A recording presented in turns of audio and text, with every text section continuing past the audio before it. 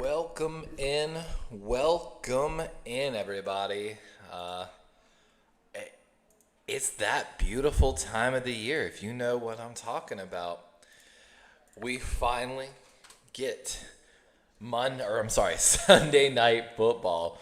Ravens versus Bills, a revenge match, of course,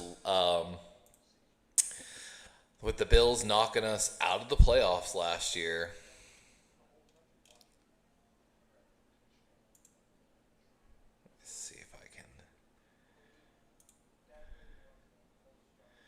Try to get a song up. It's not gonna really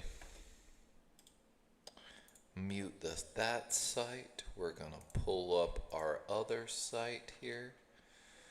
Pardon me just a moment.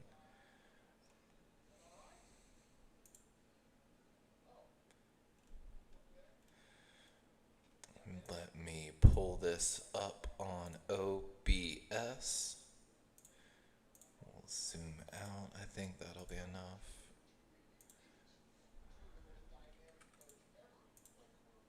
Guess not.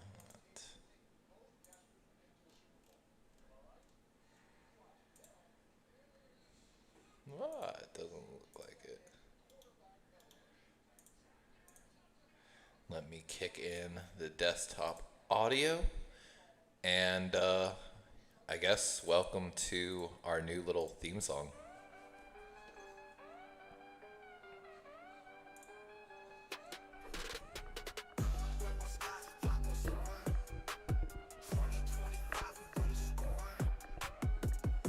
This is our new AI song. What up? Get Own Kid coming with the first super chat.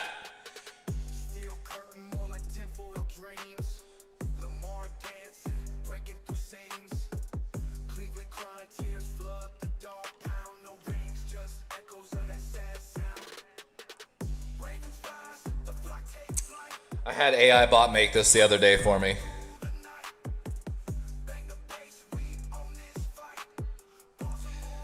Give me a comment if you like it. Give me a comment.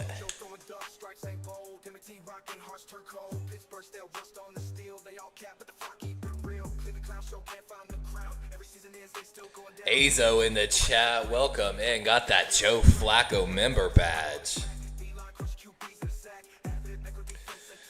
Get Own Kid coming with that first super chat of the day. Smoking that bustin' pack.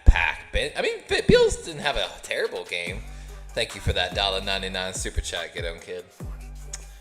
But yeah, how y'all like the Raven song? This is a Raven song where they're talking shit about the division. So let me know in the chat how you feel about it. I'm gonna go ahead and cut that.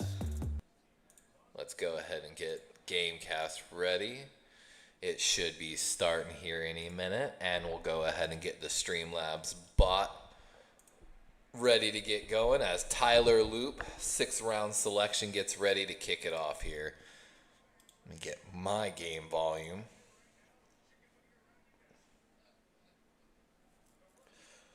Unk really came to play. Yes, sir, I did. Bill's going to be the first to receive here. Oh, someone just got pancaked. Oh, big hole on the right side, though. And Bills with a really good return there. One of the interior guys got pancaked by the Raven, but a little bit of lane discipline issues on the outside right. Azo coming in with the bets strong already. I just got it started, and he's here for the money.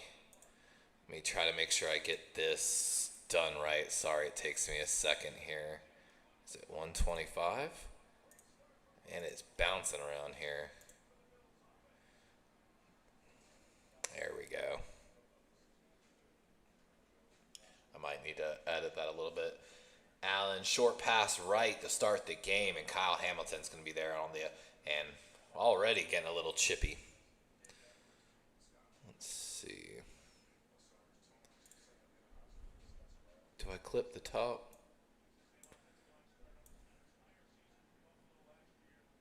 There we go. That's probably a good game cast size. Can I slide it larger that way?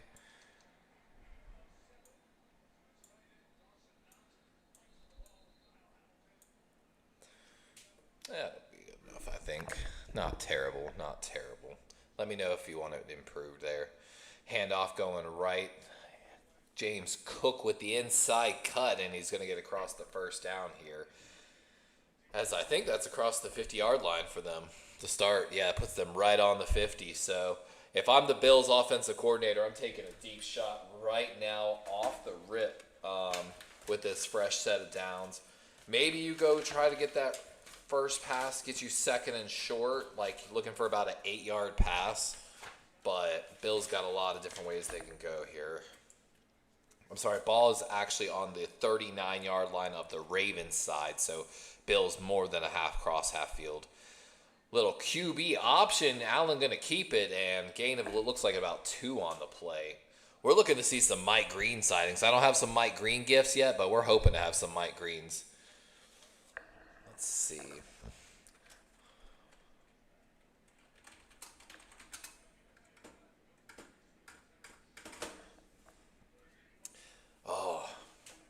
Of course, we're looking to see how much Malachi Starks has. Chidobe Awuzie looks like he's getting the start tonight as well. Looking to see how much Jair plays. Marlon pointing in the backfield here.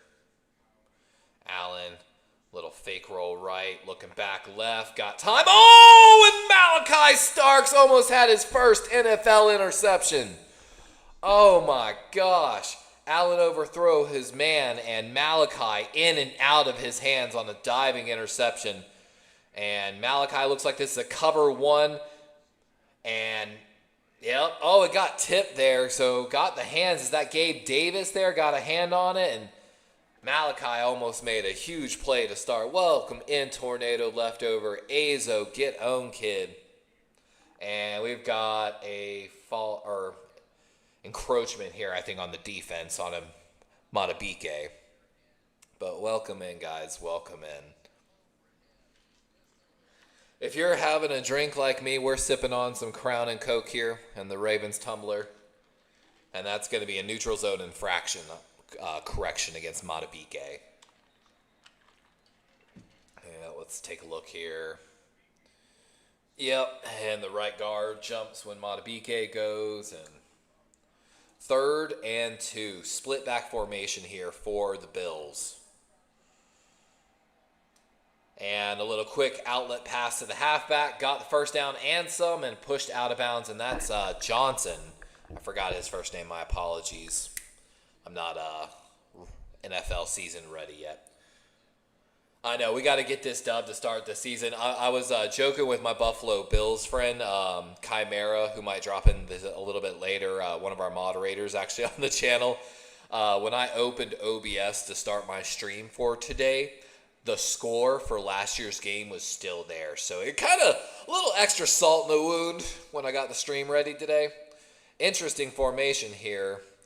Okay, a lot of split back here. Orbit setting up a screen to the left side, and great tackle downfield. That's Jerome Simpson, the 3rd-round pick from Clemson, looking to really solidify himself this year beside Roquan Smith in the Baltimore Ravens defense.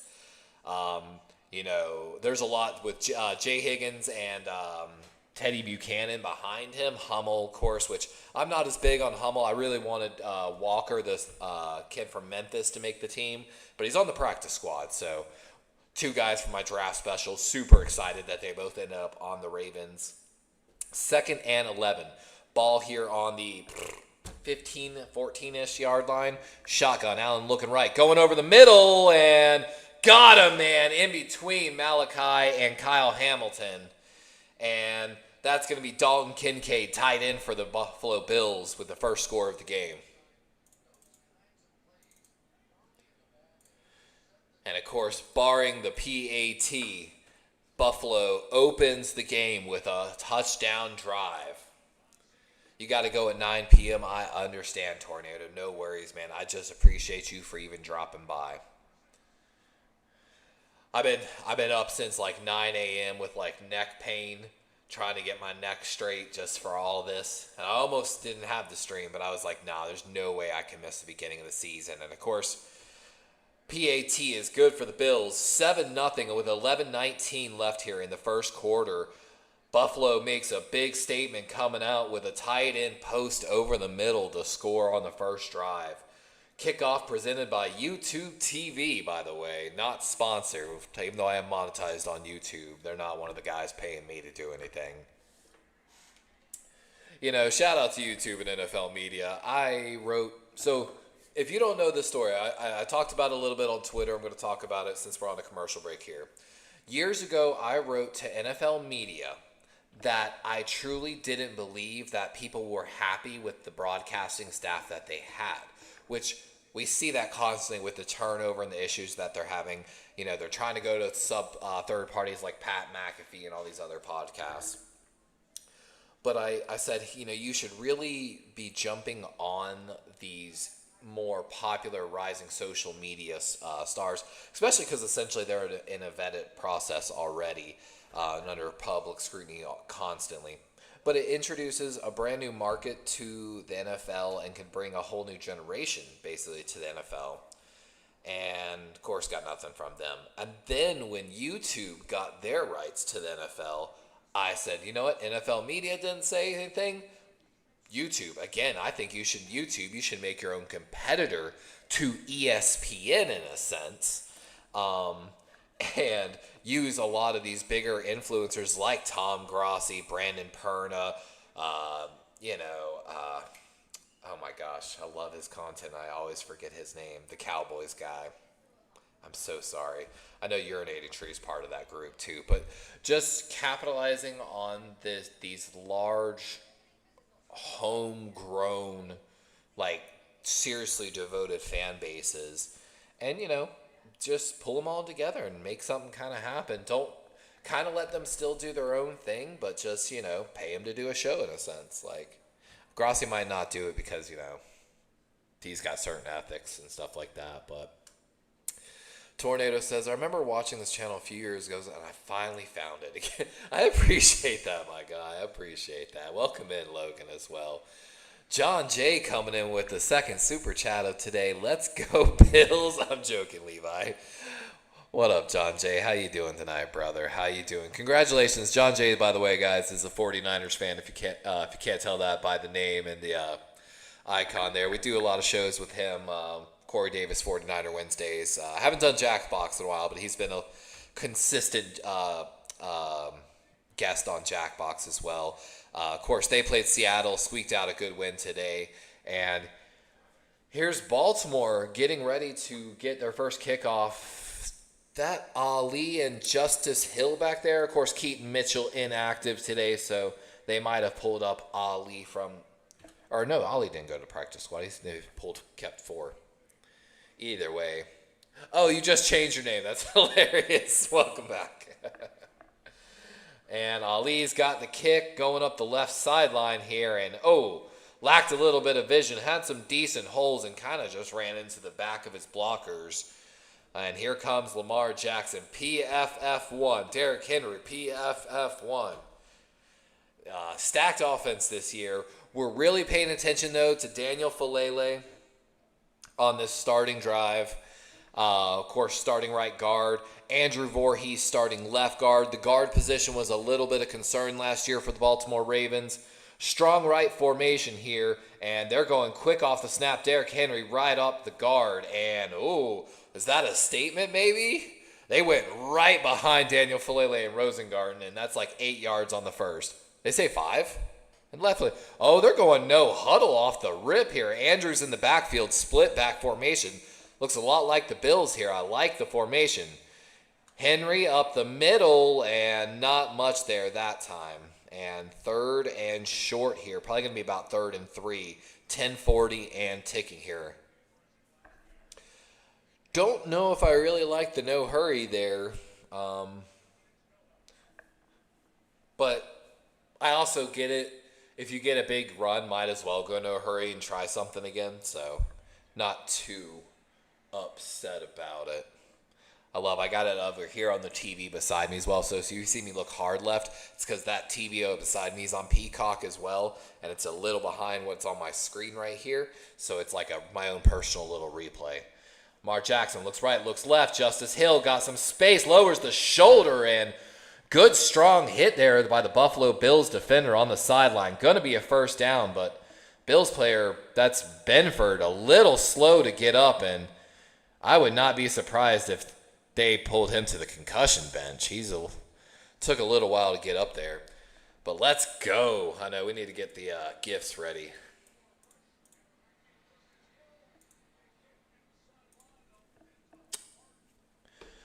First and 10. Ball on the 41 of the Ravens. So still got to get across half field. Motion here, man, Bateman. Quick pass. That's Andrews. And good catch. Looks like maybe about 5-6 yards. And Ravens are looking methodical. A lot of short passing concepts here. Quick throws. I definitely understand it.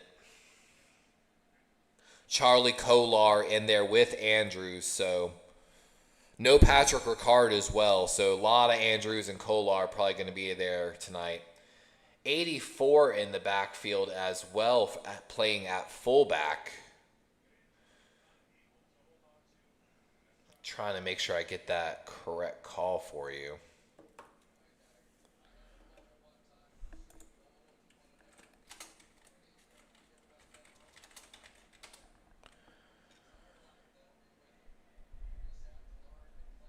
Tight end Zaire Mitchell-Payton. This AI got me wrong. I did the quick AI answer, honestly. 3rd and 3. Loud stadium here in Buffalo. Little quick motion. Justice Hill, quarterback keeper. And Jackson got some space and still going and down at the 40-yard line of the Bills. So Ravens across midfield. Would love to see a deep shot possibly if the Bills give us the opportunity here. And like looking at that formation, look, there's a single deep safety back that definitely looks like a cover 1 on that look, man. If they're going to give you a cover 1, man, take your shot with someone like Zay or DeAndre. Deep, you know what I'm saying? Logan, it would not be at all. Logan, I went to CCU. My girlfriend's a CCU alum. I got so much love for Isaiah Likely, and me and Azo talked about how last year we wanted technically Likely to be tight end 1. I think it would have been better. Henry with a catch and first down for the Ravens. Hold on, let me see if I still have it here on the top. I was showing this to the guys the other day. So Azo, Logan, y'all would like this with being Likely fans. They don't continue this tradition anymore at CCU, but this is my pewter ring when I enrolled my freshman year at CCU. They gave all the freshmen at freshman orientation. And it's, it's supposed to be symbolic where you change it in for your class ring later. I don't give all my rings anymore on the day 1, but, So I got so much love for CCU in my heart. So much love. Exactly. We love Andrews, but Likely deserves his recognition. And, don't get it twisted. At the end of last season, I was like, we could trade Andrews, and I'm fine with it. But I also would have drafted one of the tight ends that I really liked in this draft, which the Ravens didn't. So, I agree. I'm still recovering from that divisional round. No worries, man. No worries.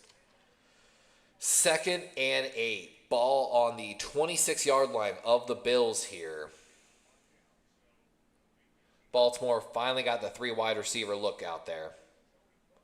Lamar trying to buy time, and he's going to go down. We've got a flag on the play, though, throwing what looks like in the secondary. So I wonder if this is going to be holding on the defense. Let's see. And Bernard looks like he's upset. They are pointing towards the Bills, so I guess this is going to be holding on the defense. Let's wait for the call. Holding, defense, number 43. You can always tell by where the flag's thrown. That's Dorian Strong, the rookie for the Buffalo Bills, starting outside against Zay Flowers. And let's see. I'm not going to lie. Zay might have sold the shit out of that, to be 100% honest with you. That was... I call it as I see it. Some people might not like it. Welcome in, David McNiner. How you doing tonight, man? It was an ugly win, but a win's a win. I agree with you. 1st and 10. Ball on the 21.5. Blitz coming from Buffalo. Lamar rolling out right, and he should just toss this. going deep, and oh, almost got it to Zay Flowers. Slightly better ball from Lamar, as Zay had 5 yards deep on the guy, but Lamar just puts it slightly outside the end zone. What still would have been a little pretty hard catch for Zay. Let's watch the replay here. So they show 4, 2 bailout left, 2 come right. Lamar rolls out of the pressure right. Oh, and I agree with him not throwing that short ball. I like him not throwing that short ball. And I love the vision downfield.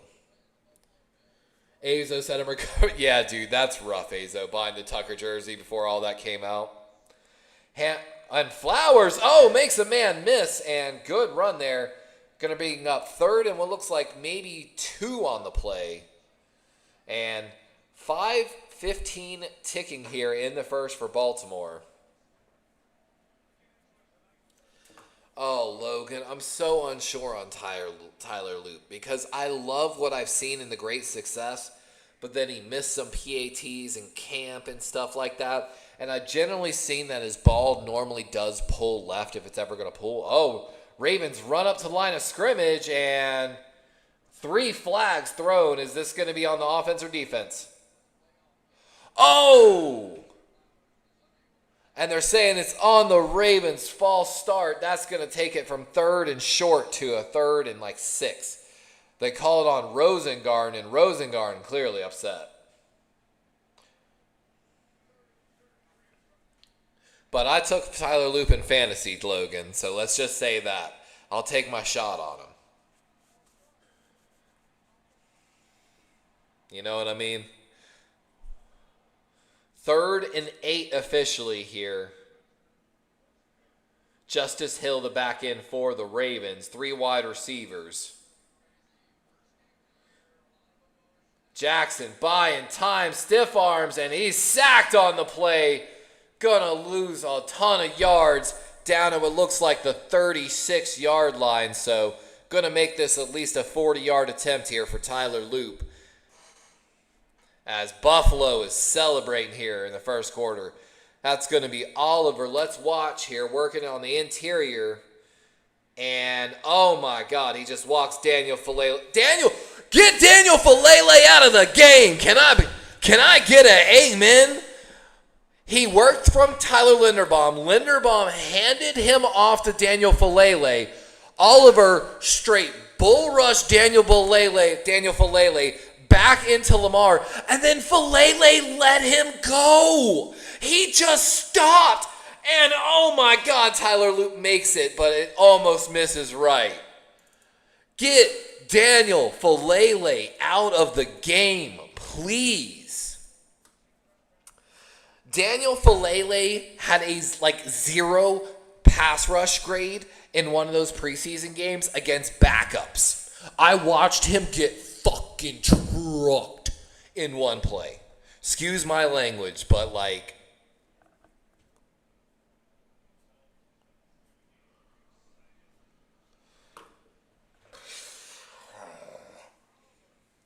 and if you've watched anything in the preseason, bro, we've been doing some Corey Davis 49er Wednesdays. I don't always stream it on my channel, but if you go check out David McNiner's channel, who was in the chat earlier, I've talked about it. It's one of the only issues I'm truly, truly worried about is the right guard position for the Baltimore Ravens, and that is Daniel Falele. And don't get me wrong, I loved when we took Falele. I loved his developmental talent. When we moved him to guard, I was like, okay, let me trust the coaching staff here. Definitely will work, right? Because we trust the coaching staff, even though I'm very critical of the coaching staff all the time. At the end of the day, we always back them.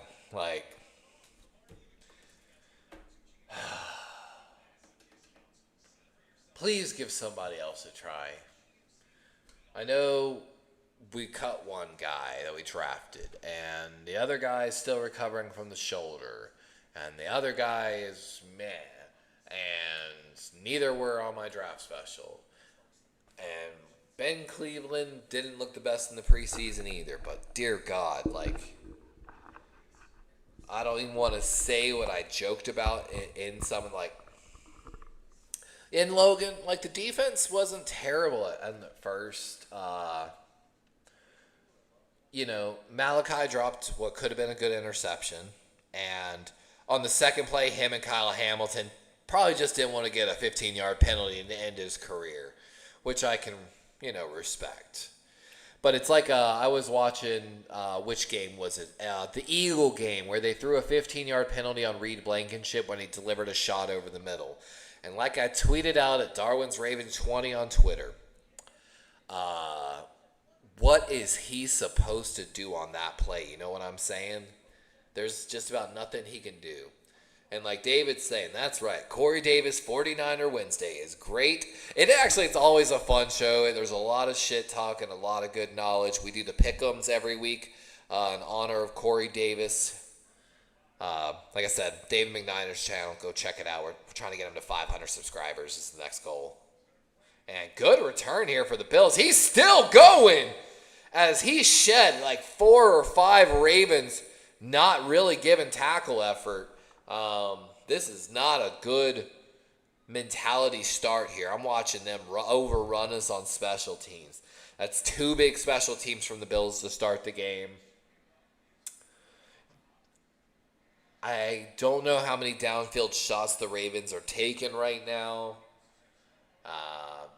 The first offensive possession wasn't bad, but the pass protection has to stand up, or there has to be better, quick things like bailouts. I don't know. You know what I'm saying? Oh, good cut up the middle here by Cook. I hate to admit it, but it was a run left where he made that one cut coming back up the middle there. I don't know if they're running like a zone. Oh, look at Haley Steinfeld.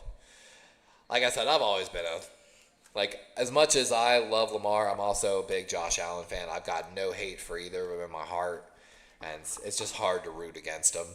But at the same time, like I tell Chimera, when it's that 1 or 2 games a season, I'm sorry. Josh Allen got to lose. You know what I'm saying? My boy Lamar got to eat. Welcome in, Cade Lane. You got that Joe Flacco. How you been, man? I've been good, man. How about yourself? I actually been working hard in the gym a lot. Oh! Big run stop there for the Ravens. That's Travis Jones, Tavius Robinson, and Awuzie in the backfield for a big tackle. Fun fact, hold on. We'll talk about it maybe once I get to a commercial here. Welcome in, though. Welcome back, Cade. 3rd and 1. They're going no huddle run. And the Ravens again! And that's going to be a tackle for a loss as Jones again making his presence felt in the backfield for the Ravens. Kyle Van Noy right there as well. And Matabike right there. That's Matabike and Travis Jones just dominating the interior of that offensive line.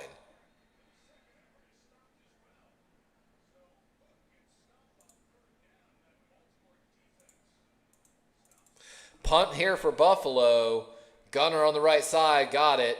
Oh, it might have touched the Ravens. And this might be a touchdown, Bills, if it stands. No whistles were called. The Ravens stopped playing. And this might have touched the gunner. The Ravens punter was telling the gunner, or the defender, to get away from the ball. It might have. We got to see here. Oh, it touched the Buffalo Bills player first, technically. So this will stand for the Ravens, I believe.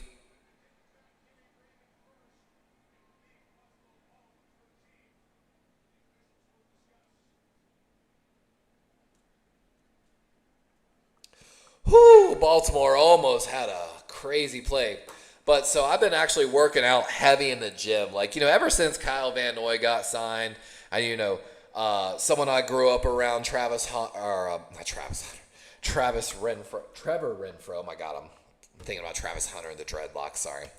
Hunter Renfro got signed Carolina. I've been working hard, so I'm up. Actually, I weighed myself today. I'm technically at 247, so I'm still gaining muscle. I've been in the gym for more than 2 years straight now. I do need to work a little harder. I've finally been getting my calories. But I'm up to 247 now. I actually squatted the other day over 315 3 times, getting my bench to that 225 rep mark.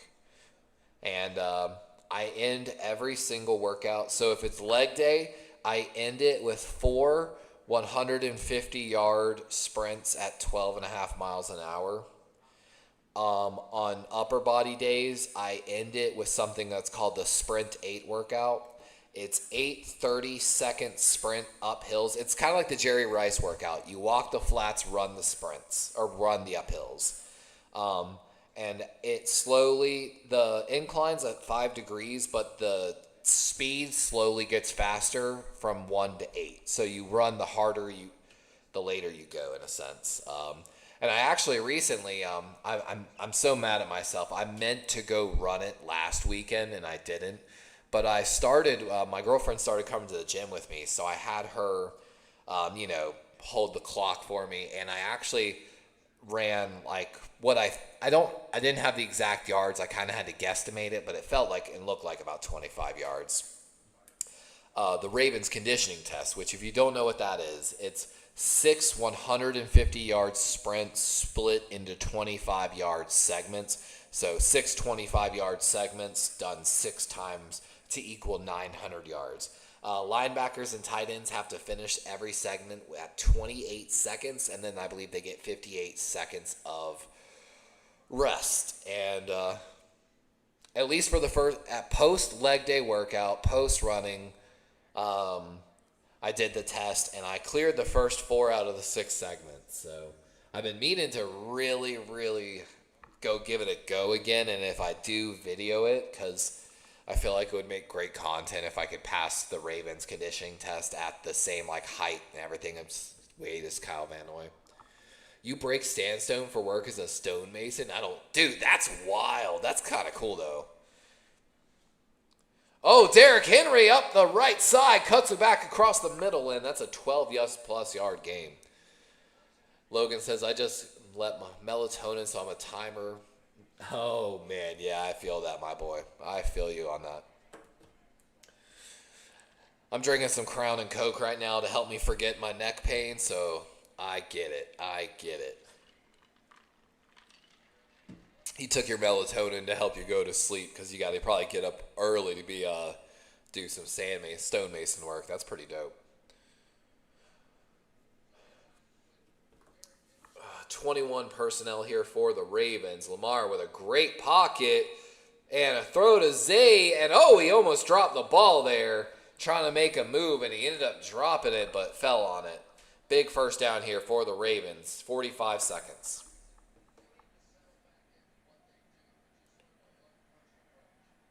Uh-oh. Lamar might have he cut his thumb.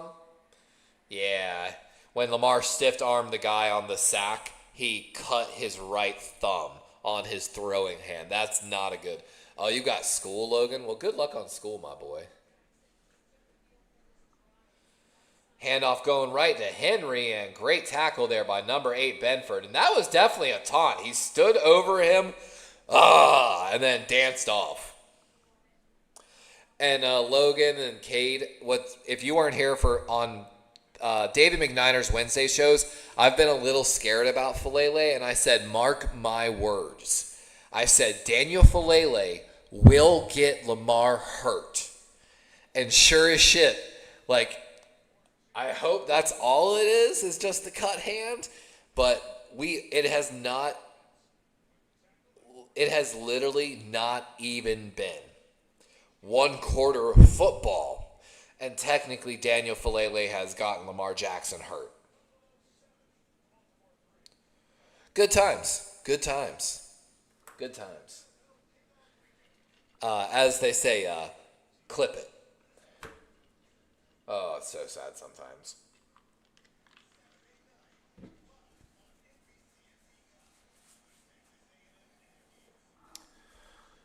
And like Logan said, at least it could be worse. Exactly.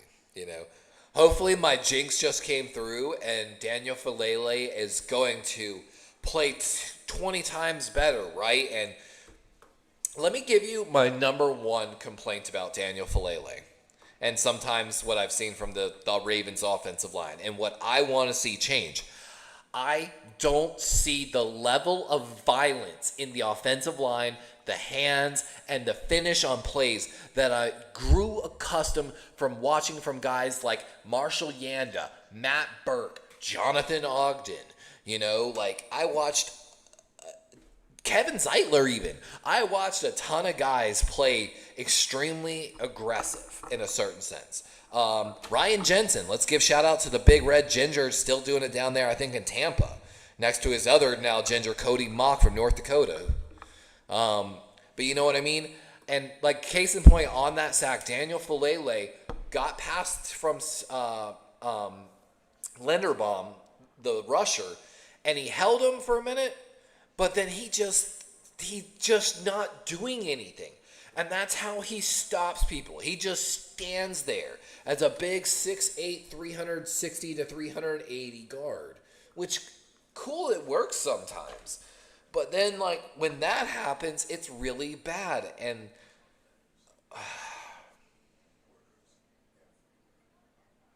And when we need a strong interior running game and the guard doesn't just... What I wanted Daniel Falele to be was I wanted someone who was going to maul and pancake people.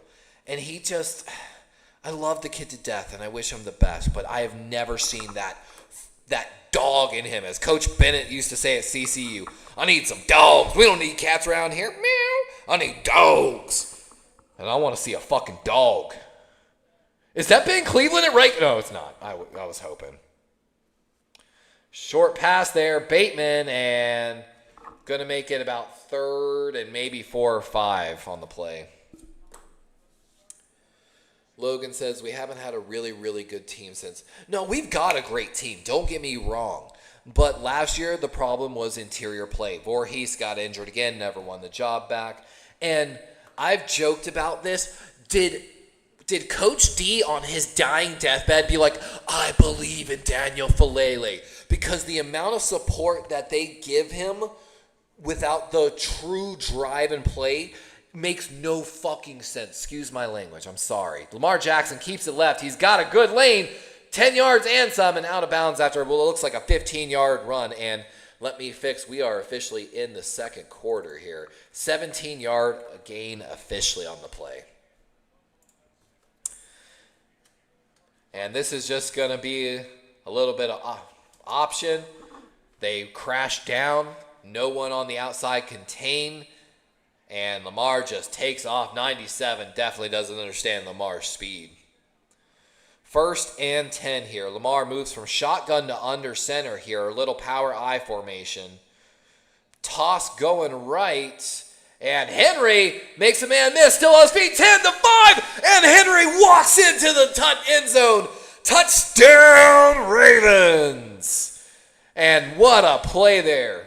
I want to see the blocking. Did Daniel Falele finally pull through? He heard me talking smack. Let's watch here. Right side, Andrews, Falele, Rosengarten. And Falele does nothing on the play. He touched nobody. He helped seal the original edge, got to the second level, missed his guy, and just everyone overran it. So I was really hoping Daniel Falele, but look at the stiff arm by Henry there. Puts down number 24. And barring the PAT, we've got a 10-7 game, Baltimore Ravens.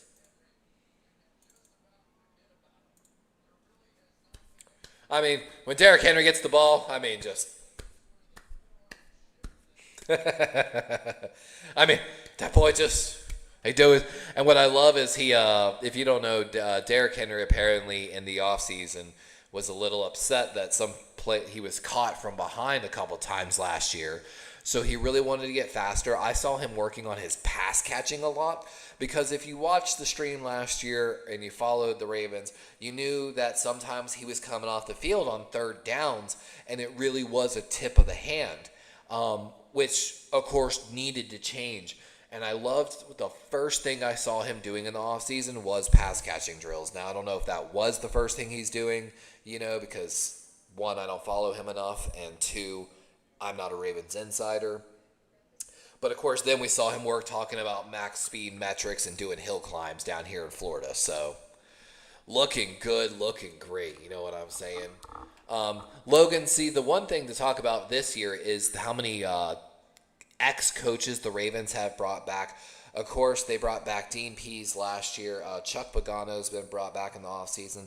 I want to say there's a total of 5 ex-coaches that have been brought back total now. But on the soft side, I'll say 3 for sure.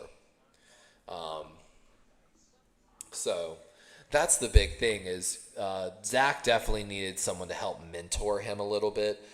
Being, the second youngest defensive coordinator in the league last year and his first. Cade, so I'm technically watching on Peacock because this game is presented by NBC. And of course, NBC owns Peacock, so that's one way to watch it. The other way, I probably can't or shouldn't say on stream, but later, Logan. I appreciate you, man. Get yourself some sleep. Much love, man. Hopefully you wake up. If you fall asleep before the game's over, I hope you wake up to a Ravens dub, bro. And you get to go to work tomorrow talking that smack. Nothing's better than when your team wins on Sunday and you got to go to work on Monday and you just get to talk smack to everybody. You're like, nah, bro. Did you see Lamar go off for 400 yards and 5 TDs? Are you joking right now? You're joking with me, right? 2 interceptions on that defense, 5 sacks. You're joking, right? So hopefully you get some good news if you fall asleep early, and thank you for dropping in, my boy.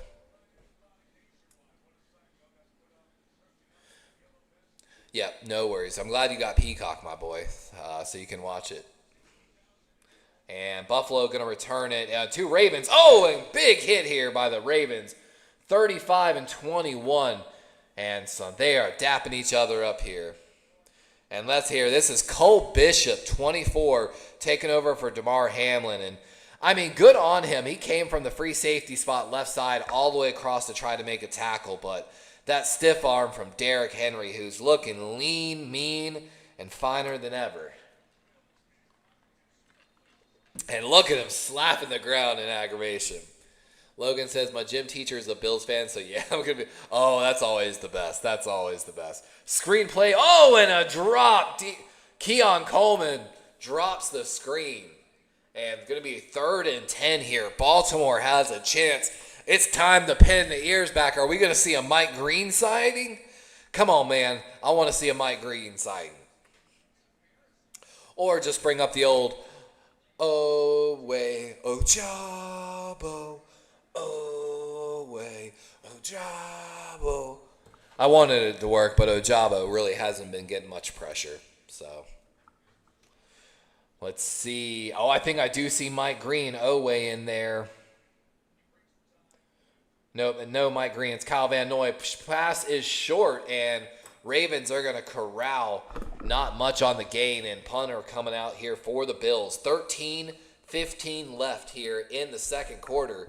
As Ravens are looking to punch another one in, hopefully. Is Buffalo staying on the field? It must be. It's 3rd and 6. Wait. What?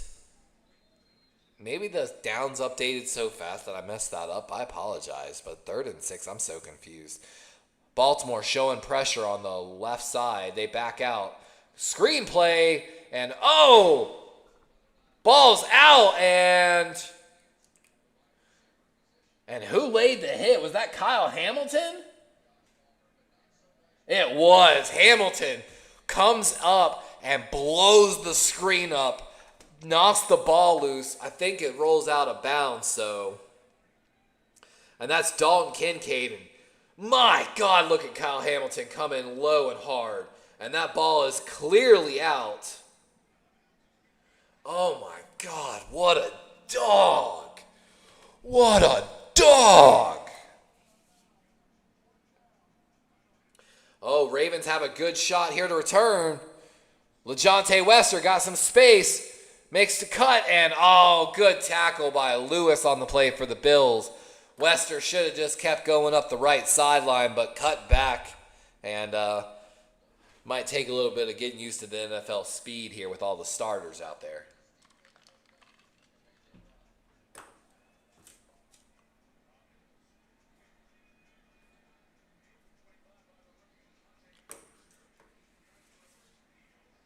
I'm not just Peyton Manning, I'm motivating Manning.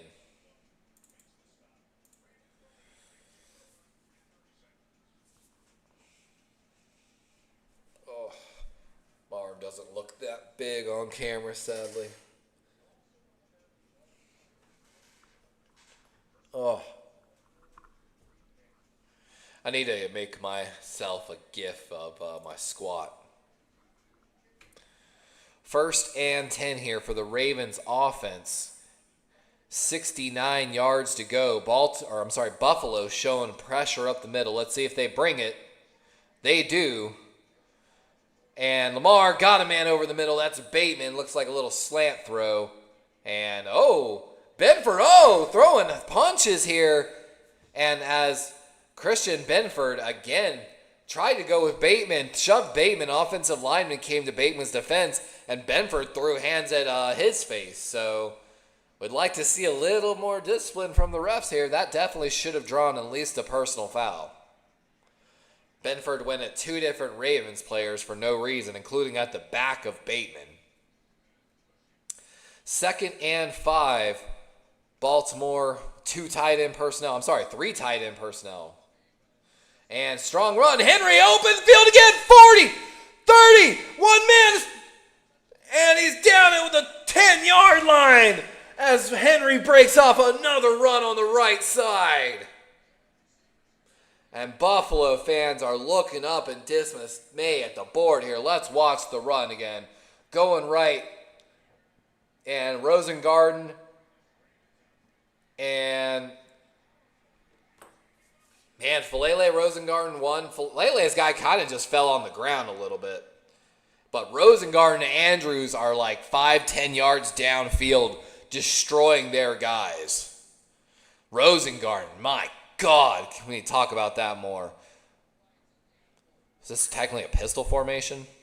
Hand back, Ali up the middle, and looks like maybe a gain of 5. And I'm sorry, now officially on the 10-yard line. 10:20 left in the second quarter.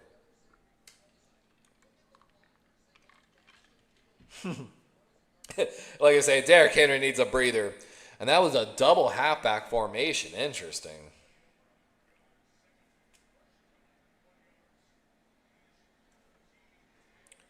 Like I said, hopefully Daniel Falele going to prove me wrong by the end of this game. That's the goal, hopefully. I would love to be wrong about him. Nothing would make me happier. Zay Flowers motion. And Lamar going to keep it up the middle. Got a space, and he's in! As Baltimore is going to extend their lead to 17-7 after this hopefully good PAT. I'm going to put it on the board. Hopefully I don't jinx it. As this quarterback option to the left side seems to be a little bit of issue here for the Bills tonight. So a little bit of jet fake sweep here, quarterback option. Mark Andrews on the split back pull, and him and Stanley pull and clear the left side so hard that Lamar Jackson has clear space to cut back upfield on the inside and kind of jokingly high step into the end zone. And loops ball, a lot of movement on that ball, but it is good. 9:47 here as Baltimore out to a commanding lead in the first half of this football game. As they said, the Ravens 3 possessions, 3 scores. As Baltimore's forced 2 3-and-outs. Well, not 3-and-outs, I'm sorry, but made 2 big defensive stops.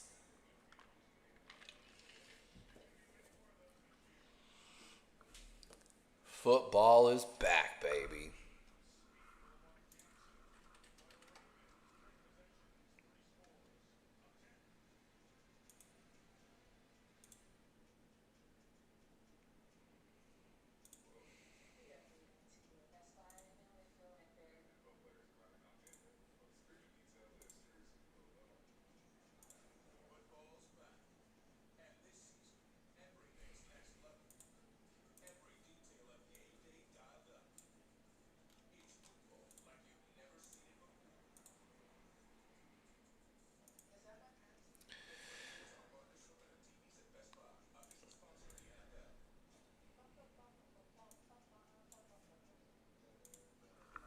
Here's me at the gym actually the other day at 315 on the bar. Made sure to get the seat underneath me so I could get all the way down, get a full sit down on it. Make sure my butt touches down every time.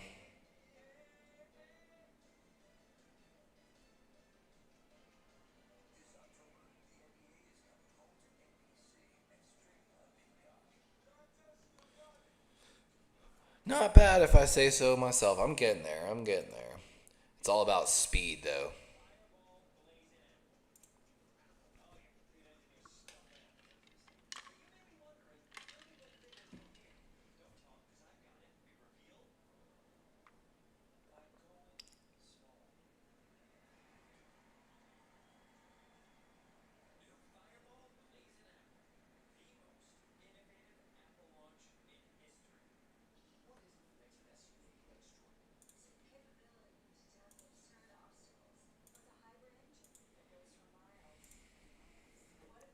That's what they called me in college. No, they didn't.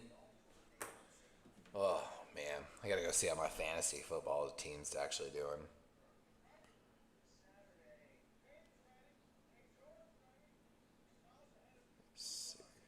My God, the amount of push notifications. Oh, do I not have the Okay, no, I don't have the ESPN one downloaded? Oh, I do have it. Okay, I was about to say, I definitely have the ESPN fantasy downloaded. Gotta check in on fantasy football, see what's going on. I know, actually, I sometimes do enjoy the commercials. I can't even lie. And oh, Cade, that's a spinning ball right there. That's a good ball. And, oh, little breakdown in the Ravens coverage and to the outside left side. Not a bad game. Not a bad game. Let's see. My team's name this year, Call Me Daddy. I had Baker Mayfield, put me up 27. Derrick Henry's already got me 17. I've got James Cook, so that's a little... Man, Jamar Chase only got me 3. Drake London got me 9. Calvin Ridley got me 4.7. Brock Bowers 12.8. Genty 11. And then Ravens defense and Tyler Loop. Chase Brown. Oh, I had Egbuka and I didn't start him. Egbuka ended up with 21.6 points. Oh, I should have started Egbuka. Let me see here. Who am I playing? Oh, man. Of course, the guy I'm playing has Lamar Jackson. That's rough. And Mark Andrews. Oh, this could be rough. It's going to be a long night watching that fantasy. 2nd and 3 here for the Bills. Ball on the 37-yard line. Jet sweep to the right. Ravens there, but not till a first down. And Tavius Robinson with a strong tackle trying to get a punch out. I heard my beautiful girlfriend out in the kitchen. I like his potential to hit deep, Cade, but I'm a little worried about the consistency. We've already seen tonight there's a lot of movement on the balls, which I'm not a super fan of. I actually did go do a kicking workout to see if I still had it. And I will be honest, my kicking workout did not go that well. My best ball was like 40 yards, which used to be like my never missed point. So I got to do better, that's for sure. But I'm hoping for the best here.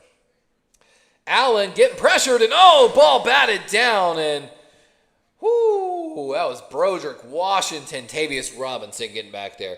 Chimera says, oh, look, our offense is finally doing something again. And Broderick Washington going to get the credit for the ball batted down. And Josh Allen, lucky he didn't catch that ball. He might have got hit if he caught it. That's a good decision just to get that ball on the ground. 2nd and 10.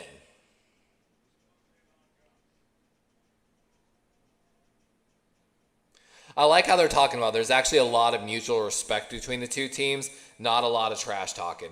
Oh, good pressure from the Ravens, and huge hit as James Cook only able to maybe get a yard or two past the line of scrimmage here. We're going to bring up 3rd and long, 7:50 and ticking here in the second quarter.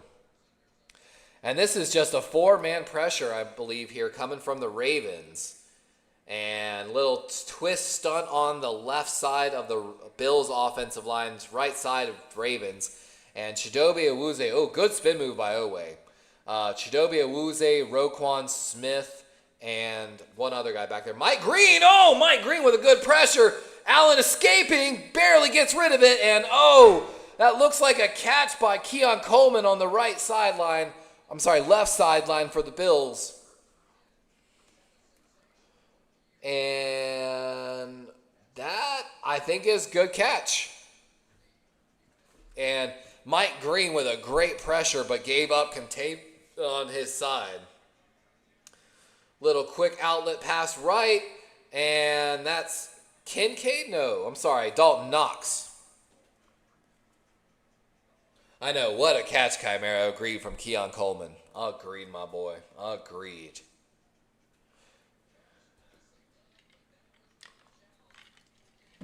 Mike Green had a great pressure off that left side of the Bills' offensive line against Deion Dawkins, but he gave up the containment and allowed Allen to roll out to that side a little bit. Got to learn maybe to play with a little more discipline. 1st and 10. A little bit of motion, toss play going right, and Cook with some strong running, sheds a couple tackles, and going to put them in a 2nd and short here. 6:15 and ticking. I know I might have to go actually refill my beverage here in a minute. I'm sipping on some Crown and Coke. I jokingly thought about messaging Crown Royal and being like, dude, would you please sponsor me? I drink so much, not so much, but when I drink, I basically only drink Crown Royal. And I grew up in the South around Jack Daniels, and I think Jack Daniels is disgusting. 5:50. But we'll put some hair on the chest, though. Power formation here shown from the Bills, and nowhere as the Ravens stuff this as a no gain. Great job by the interior line. Jerome Simpson, Broderick Washington in there, it looks like, on the tackles. 5.5 minutes left in the first half of football. 3rd and 3 officially for the Bills. They are in the red zone, so no matter what, they're kind of in field goal range here. Allen pointing to the left side of the field here, looking back to that left side. Let's see if he goes there. Again, looking that way. It's going to be Khalil Shakir with a little fake trickery, I guess that's a jet sweep in a sense. But that was a great little quick play by Allen. Pulls the left tackle. Yep, little jet sweep, and Deion Dawkins seals his block and allows him to turn upfield. Tavius Robinson did a good job setting the edge, but no linebackers there on the left side, as it looks like some of the Bills' offensive linemen got to the 2nd level as well. So good job by the Bills' offensive line. Tight end pointing on the right side. Allen going deep left, and I don't know, there was a miscommunication by Coleman or something. Ball had a little mustard on it from Allen, if you know what I'm saying. You know what I'm saying? Them hips don't lie like Shakira. But a little mustard on that ball from Josh Allen. And it didn't look like Coleman was running the route that Allen thought he was going to run. 4:24. Josh Allen averaged 2.9 seconds to time to throw tonight, fastest in his career so far. Ravens showing a triple over the center look here. I'm not sure what they would call that, with Kyle Van Noy standing out wide over the left tackle. Handoff up the middle, and that's going to be maybe about 2, so should be 3rd and 8, but the line to gain is at the 1-yard line, so either way, this is basically 3rd and goal. Welcome in, Spongy. How you doing today, man? Again, congratulations on your win against the Dallas Cowboys. My God, there was so much crap going on in that game, Sponge. So much crap. If you didn't watch the Dallas versus Philadelphia game, opening Thursday night football, I almost streamed it. It was a hell of a game.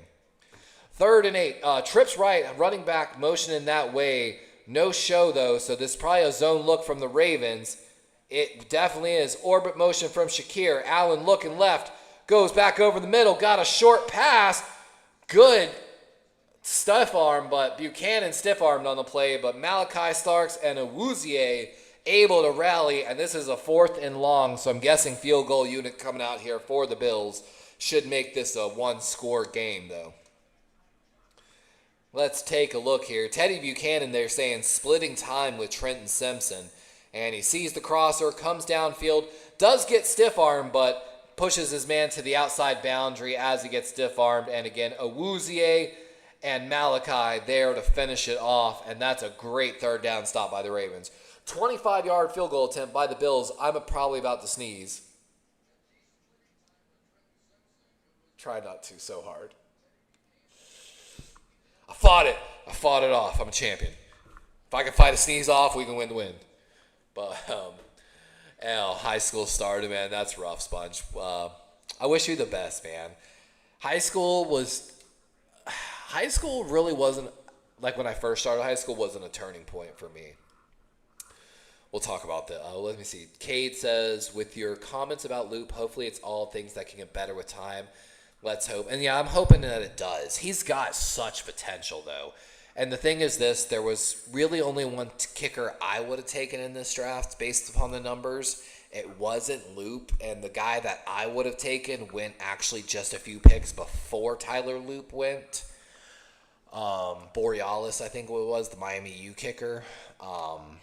But, we'll see how that turns out. That'll basically be the real measuring stick of this draft is Borealis versus Tyler Loop, but no one's really talking about that. Matthew Prater's, what's funny? I did see that y'all had the kicking injury to Tyler Bass, and it's just joking again why the whole reason why I went and did my kicking workout and tested to see if I still had my leg, which my legs are still getting stronger. The biggest problem I think I had was I wasn't getting the lean I wanted because I didn't have cleats, I feel like. Like several times as I was trying to get my kick, I would start with a no step, then go to a one step, and then go, work my way back. And I was actually sometimes getting a toe drag on the ground, which basically means that I'm getting good point on my feet, but I'm not pulling, leaning hard enough, which the lean is actually kind of important in the kick. And, just so many kickers are struggling. I was like, shit, I doubt I could ever play linebacker or tight end again with my neck and the heat stroke. But shit, I can still kick a football. And there's still some punters that are struggling too, so punting's a little easier.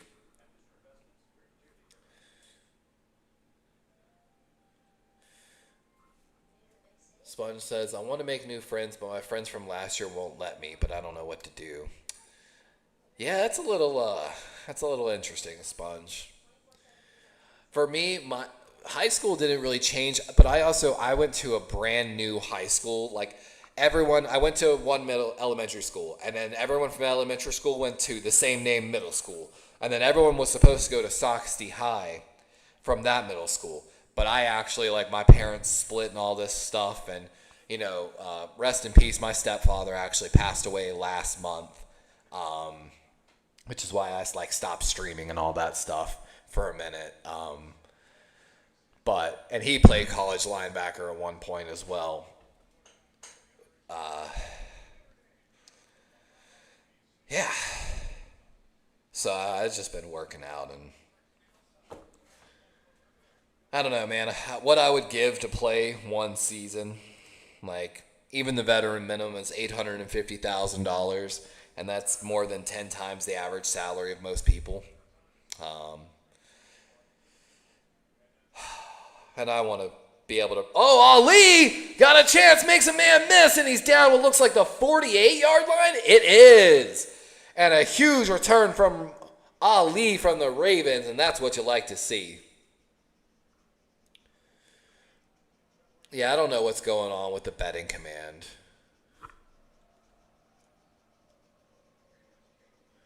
Let me see if it's registering the bets. It has registered only one bet for $10,000 on the Ravens. I don't know what's going on with it.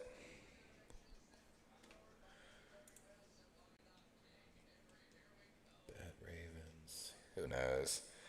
Handoff right. Oh, and Henry with another huge hole. And that's what I like to see. For those that don't know, Chimera, I'm actually in one fantasy football league this year. It's Chimera's league. It's a six-man league, not a bunch. And the guy I'm playing against has Lamar Jackson, but I have Derrick Henry. So it's going to be like a real fun type of night. You know what I'm saying? 2:15, Ravens on Bill's side of the field. Take a deep shot. Take a deep shot here. Lamar audibling at the line of scrimmage. Hopefully we'll see something. Take it. It's going to be a handoff up the middle, and Henry got a couple yards.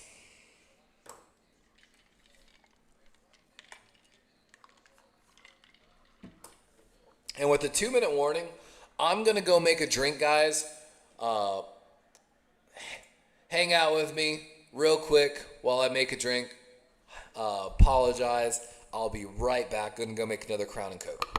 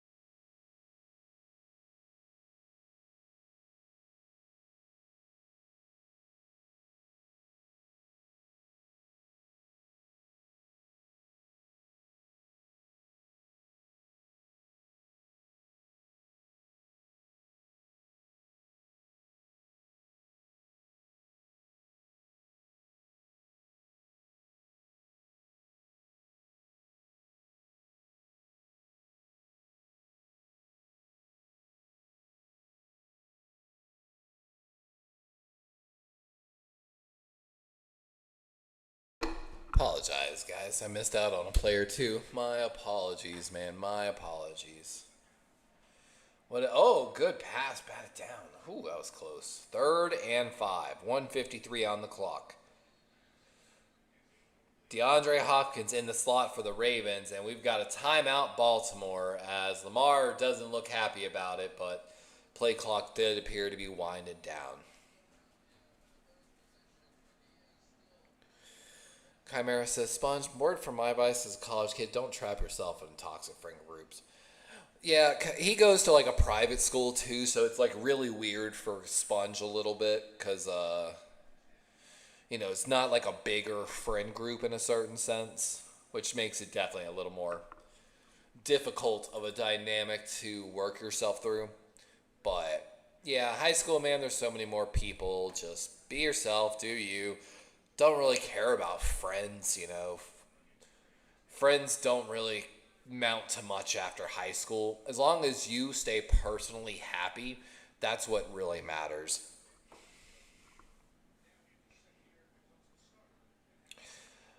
Buffalo showing some pressure here.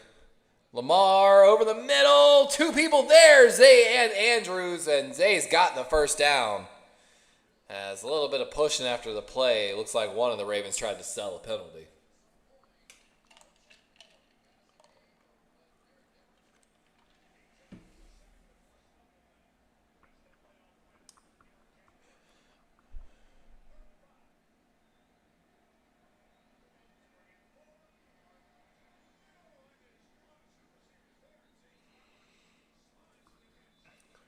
And Buffalo takes their first timeout here.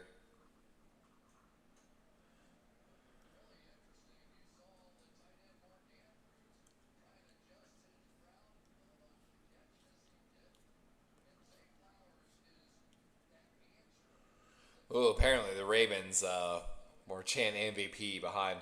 Look at that very sleek, just simple black cap for the Ravens. Very interesting.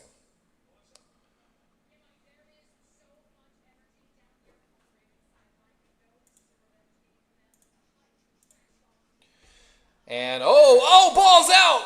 Justice Hill recovers, but my God, the Ravens just lost 15 yards on a handoff fumble by Justice Hill. Was a handoff left to Justice Hill. Bills blew it up, and they knocked the ball out. Luckily, Justice Hill recovers, but Nick Bosa coming in with the forced fumble, getting a hand in there. Big old strong mitt. And luckily, again, the Ravens recover. That could have been a fumble for a touchdown. 2nd and 25 now. What a crazy play. Yeah, Henry looks, and John Jay, I talked about last year Henry struggles on interior acceleration and his issues with pass catching. But I also talked about on the Corey Davis shows, what was the first video I saw him working on? Pass catching. What has he been working on recently in training camp? Metrics, top speed, and doing the hill runs. He looks a little faster and quicker. Definitely not any less strong. This is the Derrick Henry I wanted. And I'm excited to see. Joey Bosa, yeah.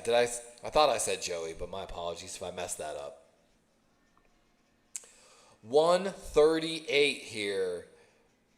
Two safety deep look here for the Bills, so they're definitely not going to give up the deep shot. Little jet sweep to Zay, and he tripped and nothing. No gain on the play. Going to be 3rd and 25 as Buffalo's going to take their second to last timeout to save time here. And, oh my gosh, this is a tough decision, like they're saying. If Baltimore goes for a pass and it becomes incomplete, Buffalo's going to get the ball back with about 1:20 left on the clock, and a timeout. Whereas if the Ravens choose to run it and then kick the field goal, Buffalo will have to use their last timeout and probably get it back with maybe like 1:25 left on the clock would be my guess. So this is a big decision right here from Todd Monken. Does he play it safe and run the ball and force Buffalo did use their last timeout, so it just would run like 30 to 40 seconds off the clock if Baltimore runs. They are showing pass here. Zay Flowers in motion, right to left, and quarterback keeper Lamar, and he's not going to get anything. And that's going to keep the clock rolling, though, so Baltimore going to let the clock run down basically here as much before they call this timeout. Tyler Loop going to come out for a field goal. Yeah, I didn't get a chance to watch the game, but I saw it later, was a little closer than probably you wanted, that's for sure. And finally, Buffalo shuts down that quarterback keeper left for the Ravens. And here's Tyler Loop out for the kick. They're letting every second tick off here. There's still 10 seconds on the clock. He's pretty set. 49-yard attempt from the right hash mark. Kick is up. And good kick right down the middle. And that's what makes this a 2-score game here. Josh and the Buffalo Bills will get 31 seconds. Might be counting on a big return here if they want to get something going. But more than likely, we're getting ready for halftime.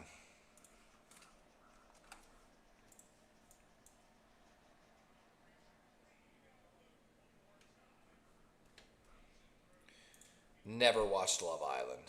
Not once.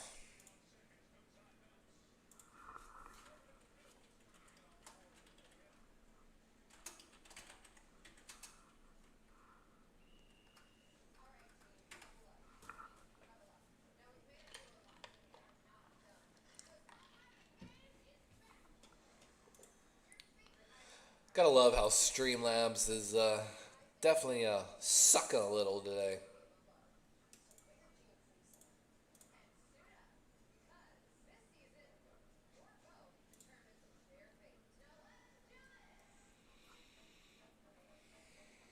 I don't even think I registered my bet. Okay, there we go. We got 4 bets officially, so it's registering all the bets finally. Finally. Exclamation point raffle to win 10,000 loyalty points. I need to figure out a good thing to do with the loyalty points. I noticed already one of the things was supposed to work doesn't work.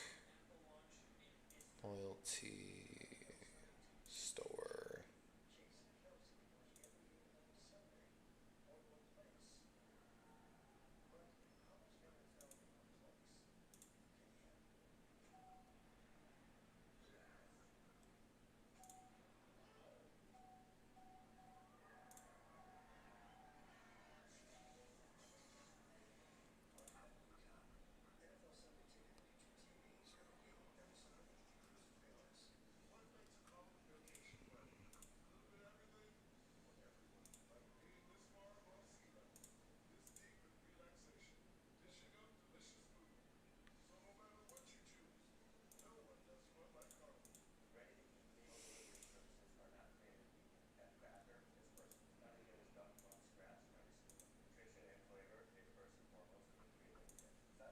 Commands.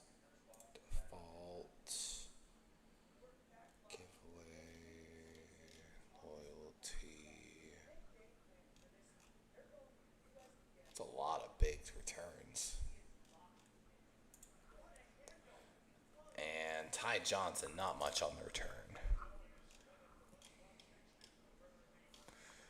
I really thought. Yeah, like they're saying, Baltimore gets the ball to start the second half. That's what we really want to see.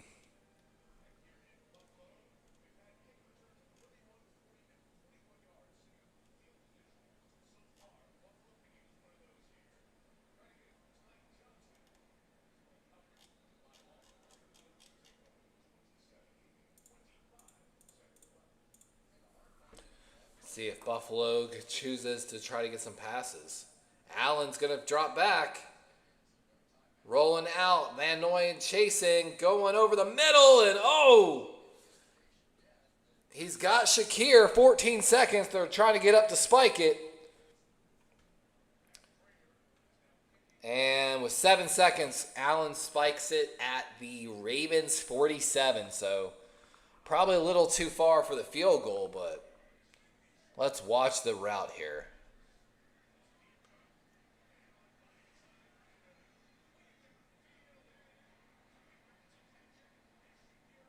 Oh, good play by one of the Ravens defender. Almost got there. Very interesting zone coverage from the Ravens, too. And that's Awuzie coming in. Almost makes a play on the ball. No, that's not Awuzie. Who is that? Is that Awuzie 23?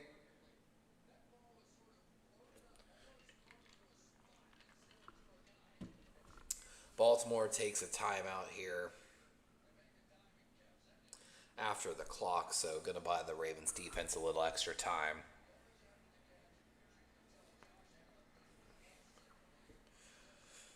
So they've got to get some yards and get out of bounds. Ravens are probably definitely going to be staring down the middle here, or sitting by the sidelines.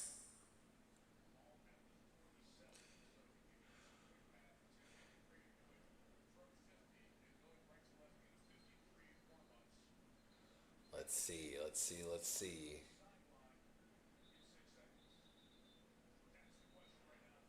Oh, Allen. Are they going vertical? They're going vertical. There they are. No pressure. No Ravens rushing. And they got out of bounds, but he caught it, but no time left on the clock.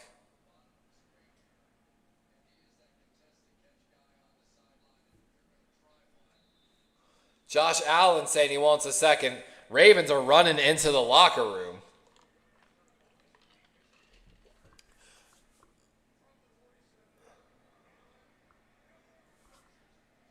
Oh, there is definitely 1 second left on the clock. Wow, and Baltimore's running off into the sideline. Now they're having to run back. My God, I can't believe John Harbaugh ran this. I cannot believe John Harbaugh ran into the locker room like that. I understand Lamar, it's the offense, but there definitely looks like there is 1 second left on that play clock as he goes out of bounds. Like, he's out, there's still one. And even the ref is agreeing.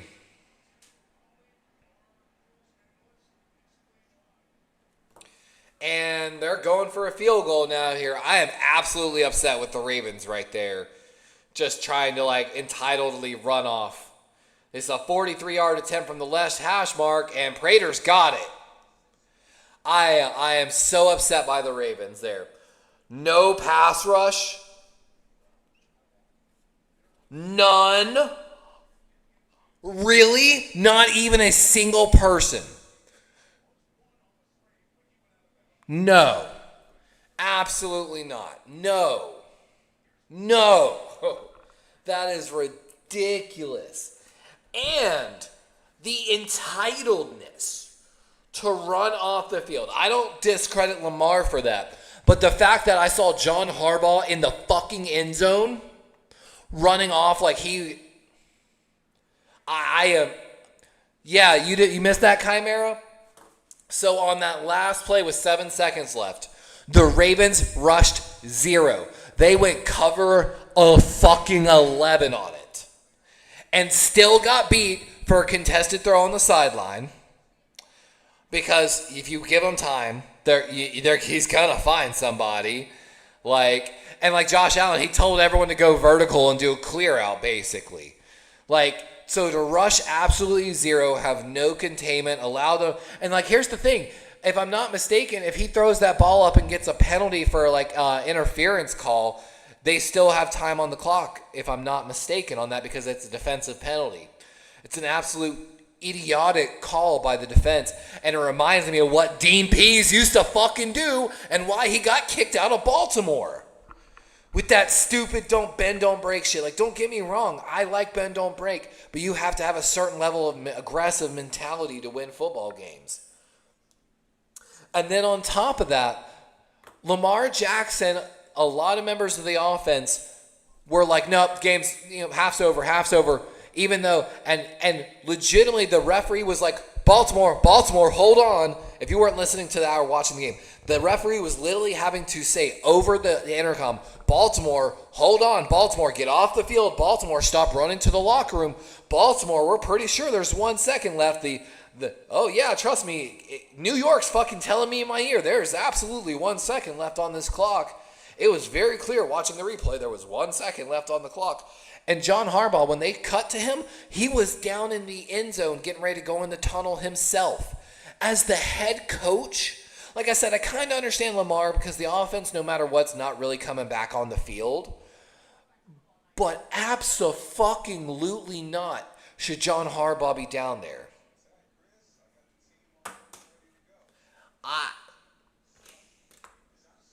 No.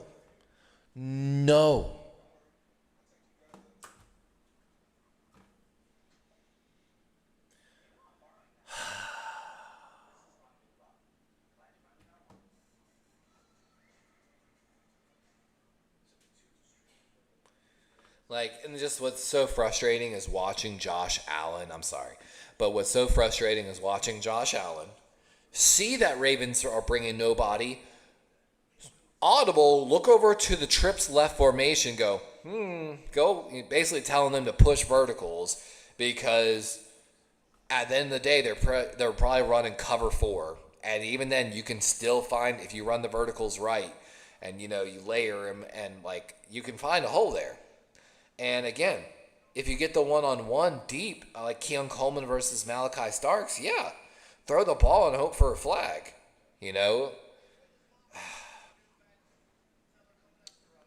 And then, of course, the offensive line just sitting there rolling with Allen, buying him time, making sure not to get down, an illegal man downfield.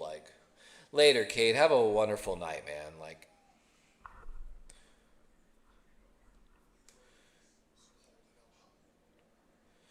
Azo said his head could have been filled with what he's going to talk to the players about.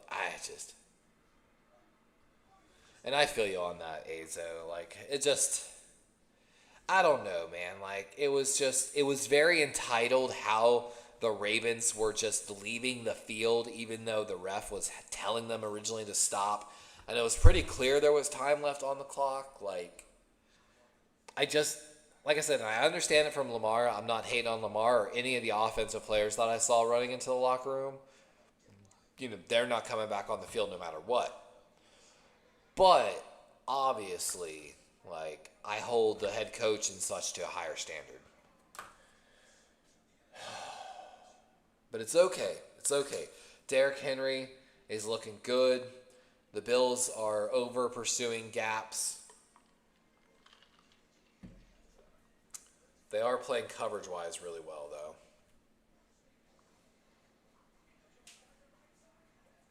What a week of football, though. Parsons out playing. They're showing now, Micah shines in his debut.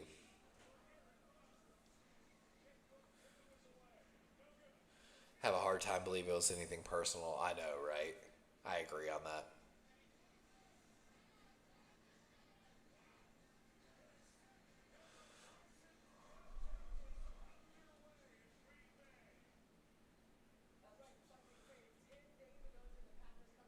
Oh, man, they're talking about how Micah Parsons was absolutely dominant in that game against Detroit.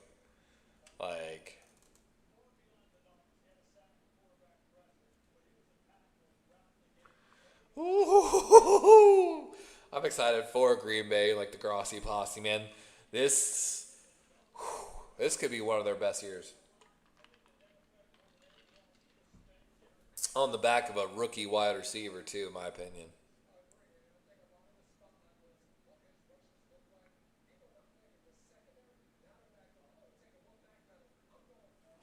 Aaron Rodgers, first game with 4 touchdowns and 0 interceptions since 2021 with Green Bay. Dang, he's talking to. It was nice to basically show New York that they're just garbage. I need to watch this, honestly. Oh, man, look at that throw. God dang. Is he wearing number 8 like Ben Roethlisberger? Is that what wasn't that Ben Roethlisberger's number? What was Big Ben's number? Hold up.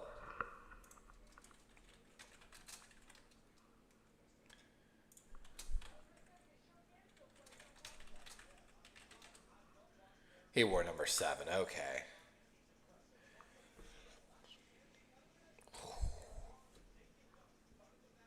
Dang, Chimera, you predicted the Packers. Nah, but to be fair, Chimera, to Chimera, predicting the Packers would take a step back.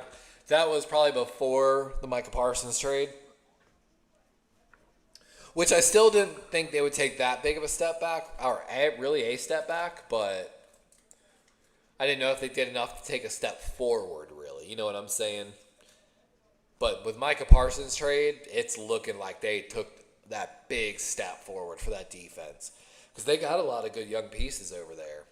And then Matthew Golden, a lot of people joke that if Golden was literally 2 inches taller, he would have been the number 1 wide receiver in this draft, because I think he's 5'11", so 2 inches would have put him at 6'1" technically. And, just being over under 6 foot can be a big thing in some scouts' eyes. Yeah, and like I said, I would really question if Detroit was going to be able to keep up with what they did last year with losing Kevin Zeitler, losing both coordinators. Like, Detroit for me was the one I was looking at. Like, I think they're going to take the step back. And, but Green Bay is a hard test week one, especially Micah Parsons and looking to make a statement game in a certain sense. So can't really fault them too much on that. Check up how we're doing in Chimera's Fantasy Football League. Derrick Henry getting me points against Lamar Jackson. Definitely a little bittersweet.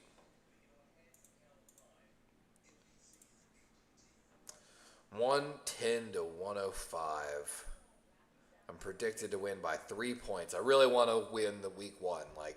I'd love to come out week one with a huge win. It's going to be tough. I never would have expected Jamar Chase to get me 3.6 points. That was definitely a little hurtful. And of course, I could have started Egbuka over Drake London or Jamar Chase, which no one would do over Jamar Chase, or Calvin Ridley, which probably would have been the better choice. And of course, Egbuka went off for 21.6 points. Playing Time to Cook, a.k.a. Hunter.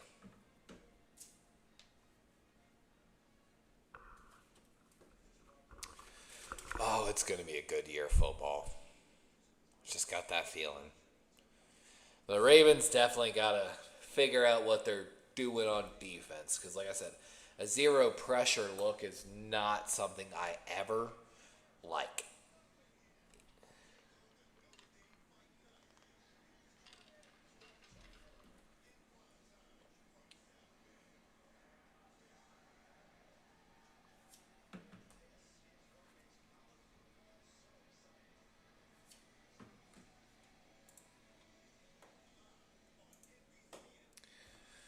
Let's see. Takeaways from what we learned on Sunday's games.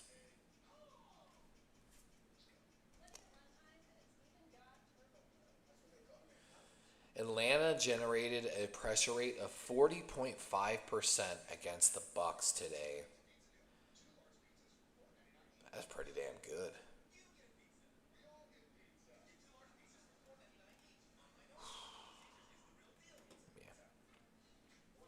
Let's see. Next gen stats for Buccaneers Falcons. Atlanta had 9 defenders generate at least 1 pressure, again, including 3 defenders with 4 pressures, including Divine Diablo, Rook Orohoro, and first-round pick James Pierce. Hey, 4 pressures from 4 different players, or 3 different players, that's great. The Buccaneers have now won 5 straight Week 1 games and did so Sunday with 3 touchdown performances from Baker, who posted his fewest passing yards with 3 or more passing touchdowns in his NFL career. Little bit of next-gen insight from Browns versus Bengals. The Browns lost 93.8% in win probability over 3 plays. Jordan Battle's second quarter interception, Andre Smith's missed field goal in the fourth quarter, and DJ Turner's fourth quarter interception in their week loss to the Bengals. The Bengals had 141 total net yards of offense, their second lowest output in a win in franchise history. Dolphins versus Colts. Tua Tagovailoa didn't log a single completion under pressure, and he threw each of his 2 interceptions on plays with no pressure from the Indianapolis Colts. That's a horrible sign for the Dolphins. Daniel Jones is the 5th quarterback since 1950 to have 250-plus passing yards and 2-plus rushing touchdowns in his first game of the season. Jaguars versus Panthers. Travis Hunter, a.k.a. the Jaguars' first-round pick, played 39 offensive plays, a.k.a. 62% playtime, aligning in the slot on 59% of such snaps. He caught 6 of his 8 targets for 33 yards. On defense, he played only 6 snaps, 10% of the play time, all aligned at left cornerback. He was targeted 1 time, allowing 12 yards on reception against fellow first-rounder Tetro McMillan. Sunday marked the fewest 10 in total yards, 255, by the Jaguars in their season opener since a 29-7 win at Houston in 2017. So, bad offensive wins today. Raiders versus Patriots. Geno Smith's 26-yard touchdown pass, his first as a Raider, traveled 44.2 yards in the air. Trey Tucker has had 6.2 yards of separation when he caught the touchdown pass. So wide open and dart. That's wild. To travel 44 yards, that means that ball arced, son. In his debut, he completed 24 of 34 for 362 yards, the most passing yards in a Raider quarterback debut, breaking the mark set by Dan Pastoroni in 1980. As Baltimore getting back here in the second half, getting started. And no return here for the Ravens to start the second half. So ball coming out to the 35. Oh, and Ravens are running up. Looks like it might be a fight. I'm still hearing whistles as John Harbaugh is somewhere in darkness doing an interview.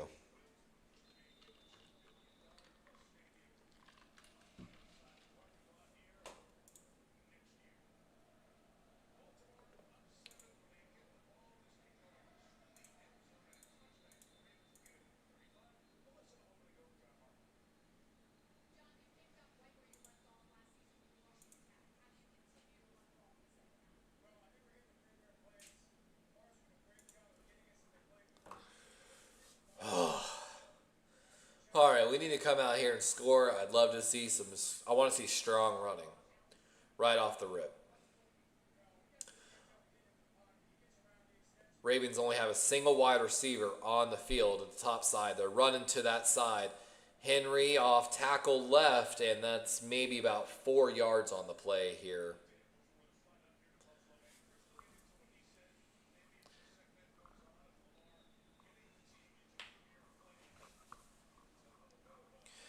And I just want to see the Ravens run it down their throats right now. That's all we need to do. The running game appears to be working pretty well this game. 3 wide receivers here for the Ravens. Strong left, wide side of the field right. I would like them to utilize it. Zay moving to that side. Lamar going to pass. He's going up the middle and only a yard maybe. Definitely a little frustrated here. Gonna bring up 3rd and, what's that, 4? 3rd and 7. Ooh. Let's take a look here. Matt Milano. And good job disengaging, coming back up. And, God, we got to... It looked like Daniel Falele got destroyed on that passing play, but I'm not positive. Deep drop from Lamar. Plenty of time. Got a man wide open. Zay Flowers, 40, 35, 30, 30, 25. And down it looks like just short of the 20-yard line as the Ravens are just outside the red zone. Looks like Lamar went with a quick snap, caught the Bills off defensive line, a little off, and Cole Bishop is coming from a safety blitz.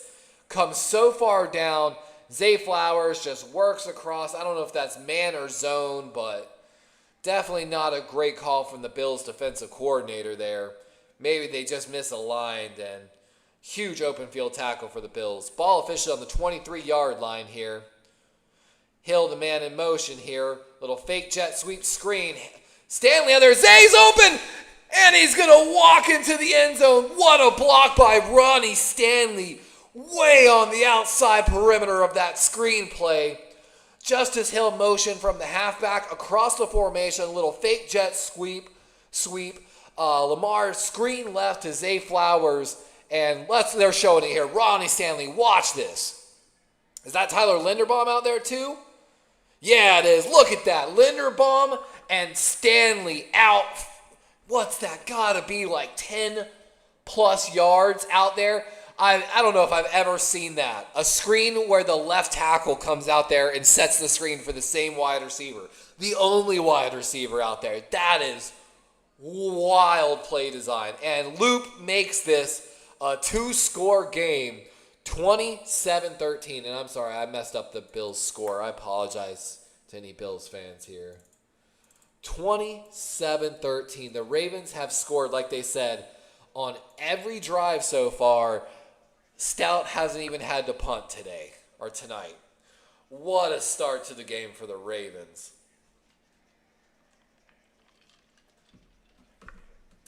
And I've joked about this since last season. When the Ravens need it, they go left, man. They go left. It's as simple as that. I'm very interested to see some of the grades come out tomorrow. That's for sure.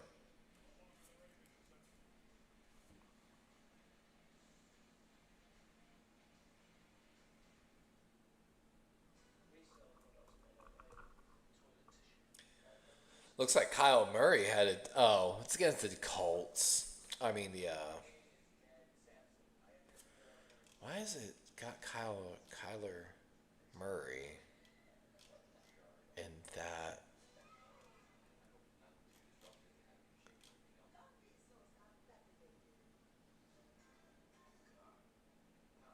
Interesting. They've got a typo on NFL.com. That's hilarious. They've got next gen stats insights for Dolphin versus Colts via NFL Pro. And then it's actually Kyler Murray stats in the Murray versus Saints game. Very interesting. Apparently Kyler Murray did very well against the Blitz today, playing against the Saints. 8 of 10 for 71 yards and 2 touchdowns against the Blitz today, recording a pass rating of 135.8 after finishing 79 passer rating, fourth lowest in the NFL against the Blitz last year. Murray targeted pass catchers behind the line of scrimmage on 31% of his attempts, the sixth highest rate in a game in his career, completing all 9 for 20 yards and a touchdown. So Arizona going heavy screen game apparently. Got to keep an eye on it. Let's see. Jets versus Steelers. Sauce Gardner lined up across from DK Metcalf on 30 of his 33 routes, 90% of them, and allowed 1 reception for 11 yards on 3 targets. Metcalf recorded 4 receptions for 83 yards on 7 targets on the day. So basically when Sauce was on him, he shut him down. Aaron Rodgers tied Tom Brady for the most career games with 4+ passing touchdowns and no interceptions at 28 games. So, as much as I hate to say it, congrats to Aaron Rodgers. That's a huge career achievement, and you got to give credit what credit's due. You know what I'm saying? Buffalo going to get a chance to return, and they're pointing towards Ravens. Ravens might have started jumping early here, so let's see what happens here. Oh, it's on loop.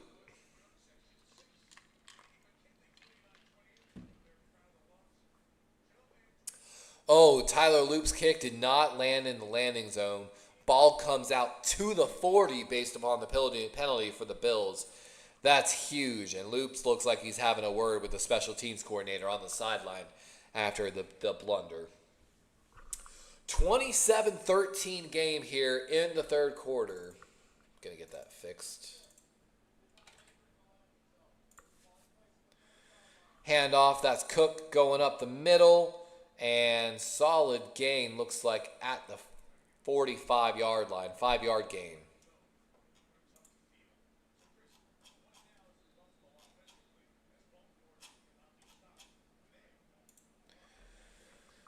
Mike Green in here for the Ravens. We're going to get a good look at him here. We're going to try to keep an eye on him. Chimera says Steeler BS continues. Let's see. I expect play action. It's a run going right, and that's going to be maybe 3-4 yards here. Going to set the Bills up with a 3rd and short, which is where you do like to be, honestly. This is a dream situation here for an offensive coordinator when you're looking for a 3rd and short. My God, honestly, I was looking at my beard. I need to trim my beard down. I've been meaning to trim it down for a while. It is bushy. Let's just say that. but actually it feels pretty soft. I thought my bush was a little coarse and hard, and then my girlfriend was like, I thought your beard was really soft. And I was like, oh, well. Allen looked right. He's going to pull up, run up the middle, and got the first down and some. And that's going to be at the 47 of the Ravens. So fresh set of downs on the Ravens side of the field here.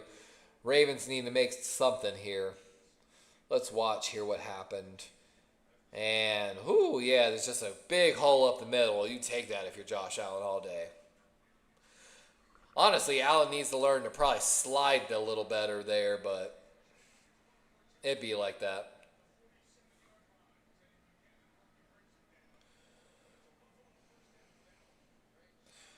Hamilton coming up here. Oh, runs right by Kyle Hamilton. And James Cook with a first down run here. Kyle Hamilton ran up on the left side of the Ravens defensive line. Came on the blitz, definitely, on his, and he just runs by it a little bit here. There was a split back block coming for him from Gilliam, number 41 of the Bills. But there was also an end around coming, so Hamilton couldn't crash down in because he had the outside containment there. So no knock on Hamilton, just great play design and great run by the Bills. Allen drops back, little pressure, pass over the middle, and great tight coverage from the Ravens there. My God, who was that? Was right on him. And that's Kyle Hamilton in coverage. My God, was he on top of that ball. Let's watch here. Kyle Hamilton playing from his safety spot. He's going to drop. He looks, he sees the crosser coming. And, Kyle Hamilton almost had an interception on that play. I don't know if Josh Allen really saw him on the play. And the wide receiver actually prevented an interception there. 5 seconds on the play clock. 2nd and 10. Allen gets it off. Looks left, going back right. Short pass, and that's going to be maybe a yard as Awuzie and Roquan delivers a huge hit. I'm loving what I'm seeing from Awuzie so far, especially in tackling tonight. And is just getting to the ball. Allen, 13-19 for 116 yards and a touchdown so far. Not a bad game. Both quarterbacks playing well. And Jair Alexander wearing that number 23 looks so good. 3rd and 8 here. Look, Alexander been looking pretty good too. Big 3rd down. Ravens got Kyle Van Noy, Travis Jones, Matabike. I can't tell the other edge rusher. Maybe that's Ojabo. No, it's Owe. They bring pressure. Hamilton's got the blitz. And they're going to be short here. Good blitz makes Allen get the ball out short. Roquan hustles up to stop it. And Allen's laughing, smiling. He definitely took a little bit of shot here. And what a blitz coming from the right side. Hamilton and Awuzie. So a double DB blitz coming from the right side of the Bills' offensive line. And Hamilton just gets a little hit. And Josh Allen saying, I want the helmet-to-helmet hit, but not enough. Nate Wiggins signaling something here to the defense. 4th and 5. I expect the Bills. Oh, they're going for it. Oh, my gosh. Allen going deep. And that's definitely going to be pass interference on Jair Alexander. Would have been intercepted possibly, but very clear defensive pass interference. Little back shoulder throw from Allen, and that's going to end up a 1st and goal after the penalty. Jair definitely a little disappointed. That was clear as day, though. You could see that from up here, that was going to be a defensive pass interference. And that's, I think, Jordan Palmer. And, yeah.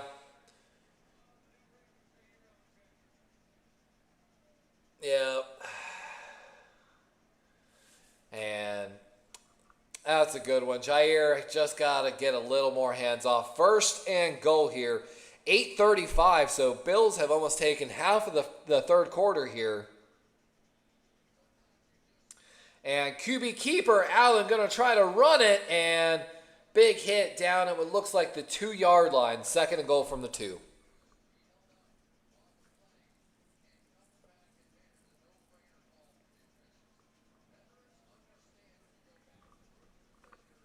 This is good football, man.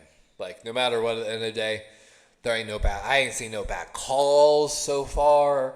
Like, there was a little chippiness at the beginning, but it seems like it's simmered down. Like, this is just a damn good football game on Sunday Night Football, and I appreciate every single one of y'all for coming and hanging out so far. Second and goal here. Deep I formation here. A little bit of motion from the tight end. They're going to run towards it, up the middle, and Cook's in. Strong running from Dalvin Cook as Brown, his right tackle, is going to hoist him up. And barring the PAT, it's going to bring him back to a one-score game, 20-27. And that's good, strong running on the interior. Can't be too mad about it. Looks like Broderick Washington Jr. might have gotten beaten there on the inside of that D-line. Chimera says, I will be dependent on you for game coverage now. Place on campus where I watch games close. Oh, dude, that's rough, man. I'll try my best, Chimera. Makes me want to open up Discord, honestly, and just stream the game to Discord so you can just watch on Peacock.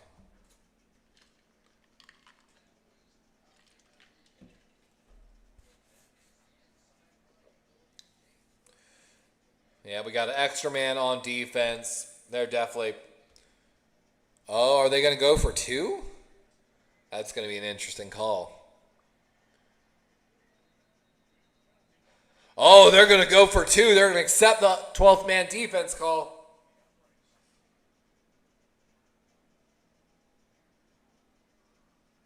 Oh, with half the distance, this is huge right here. This could take it from a one-score game to a... Oh, this is huge. 2-point conversion attempt coming up for the Bills.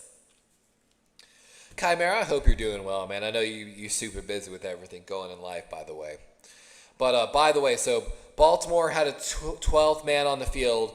They accept the penalty. Buffalo is, instead of the PAT-1 kick, going to go for two here from the 1-yard line. Oh, I get you, man. I get you. Well, not so much as a call, just so I could put, because I have the game up on my PC. I might see if I can do it for you, by the way.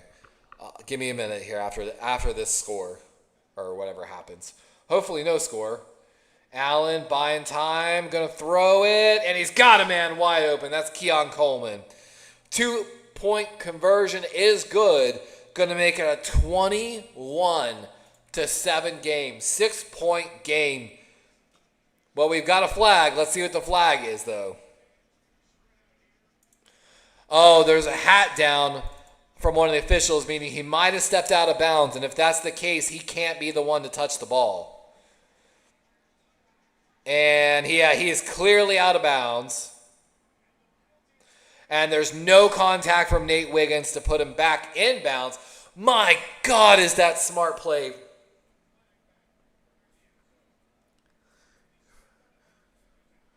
So, for those that aren't watching, Josh Allen rolled out of the pocket. From there, there's no pass interference. Nate Wiggins from there clearly shoves Keon Coleman out of bounds, which, again, that means there can't be.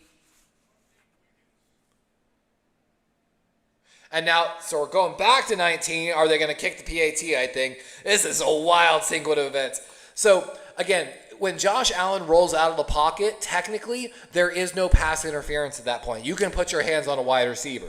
So Nate Wiggins actually realizes that at that point and really shoves Keon Coleman out of the back of the end zone, putting him several steps out of bounds. Then Nate does a good job. You can see him. Sorry, I want to make sure I write this down.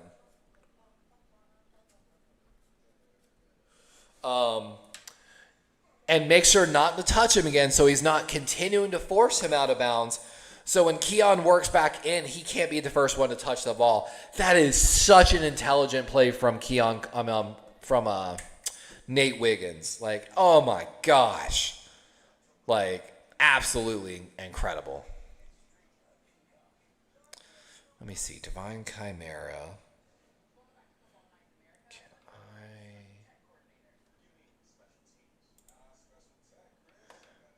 go to Ravenhaven and go to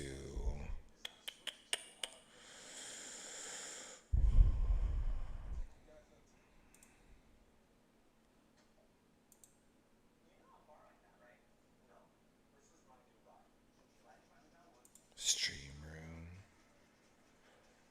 Share Screen, Peacock.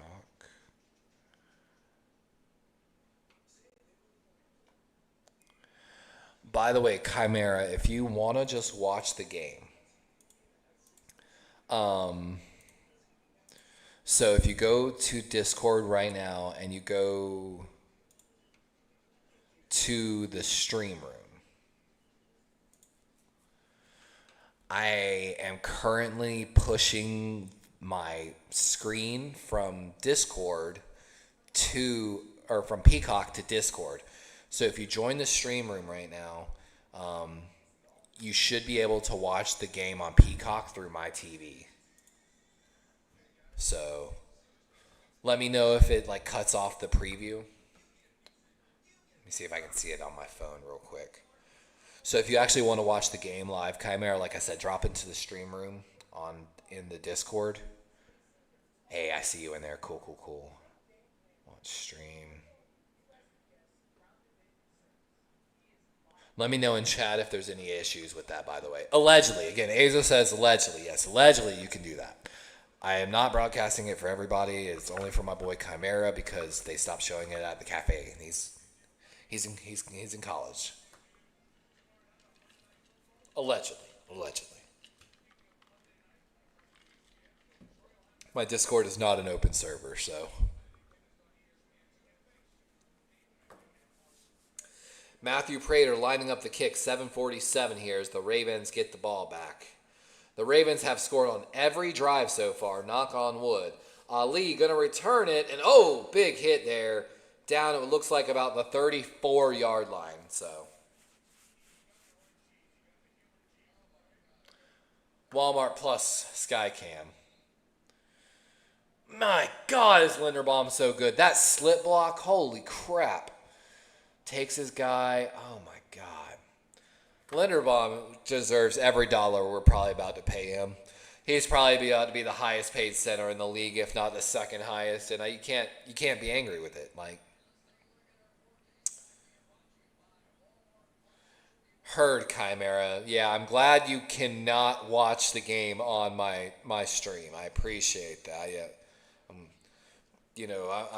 darn, the NFL and YouTube and Peacock need every single dime they can get from you.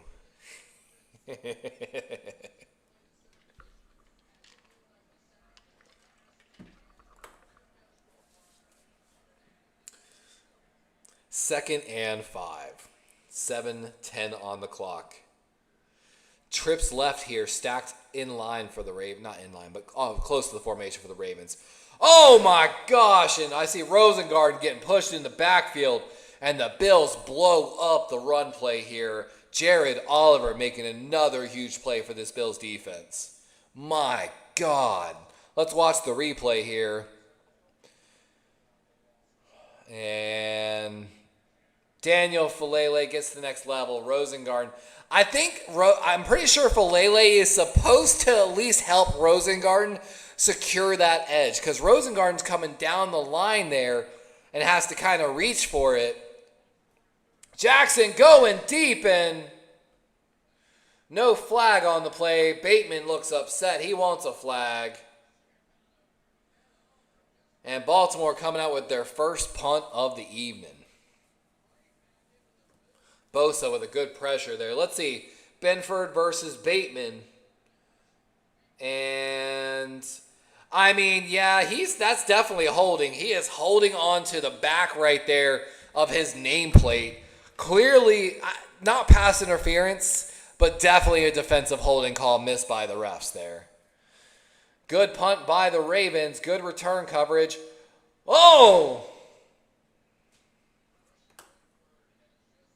And no fair catch, and they make a huge hit there. Kenyon Martin. And even Chimera agrees that's a little bit of a bad no call, but I know usually when they're grabbing that high, you get the call every time, but, and that was wild. Kenyon Martin coming down there. That was 29 dangerous return not to call a fair catch there. You know what, though, Chimera? I'm going to be honest. That's the first questionable call we've had all game. And I'm going to be honest and fair. Shit, that's about the best you could ask for. You know what I'm saying? Like, we've had a good game.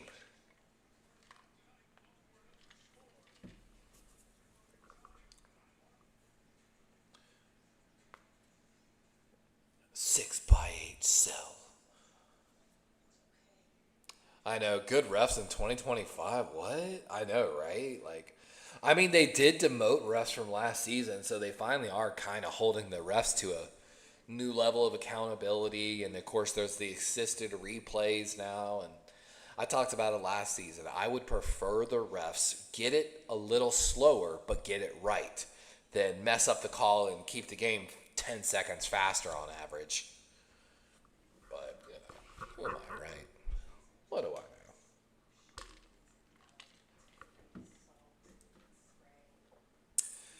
Oh, man, though. I'm pretty sure on that bad blown up run play, I'm 90% sure that's on Daniel Falele because he moved to the second level on the block. Cool. If that's a zone play or whatever, the zone rules say that if the guy shoots across, it's 10% you. So basically what you're supposed to do is just get a goddamn arm out there and give him a little bit of a push jam so that the guy coming down that's got to reach to come get him has that chance. It's like a 90-10 rule. So it's 90% Rosengarten, but you got to give that 10% and give your guy a shot to get to where he's supposed to be. And I feel like Falele just left Rosengarten on an island there and just fucked him. But I don't know, dude. The Ravens coaching staff defends Daniel Falele like he is the next Hall of Fame Jonathan Ogden or something. Like, it's wild. And maybe that was Rosengarten, but I don't think it was. That's such a nice stadium. Look at that Bills stadium. Looks packed, too. Absolutely packed. 1st and 10 here for Josh Allen and the Bills. Oh, I got to correct the score. It's back down to 19 after the penalty. So, big thing with that penalty, too. Oh, Allen's. Oh, and what a hit there. No gain on the play. Short pass left. I see it's lagging up a little bit here. Chimera says, unrelated, but I would like to call that I fucking call Daniel Jones having a bounce back here with the Colts. Hey, man,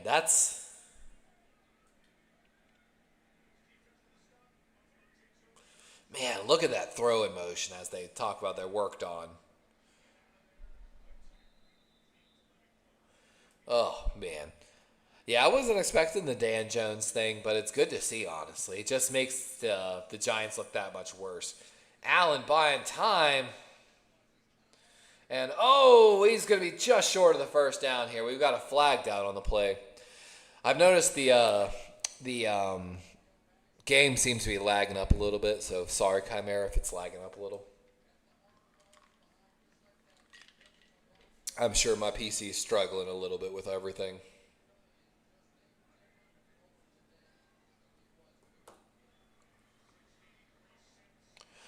With all that motion. And here it's going to be against 79, Brown, the right tackle, working against Kyle Van Noy. And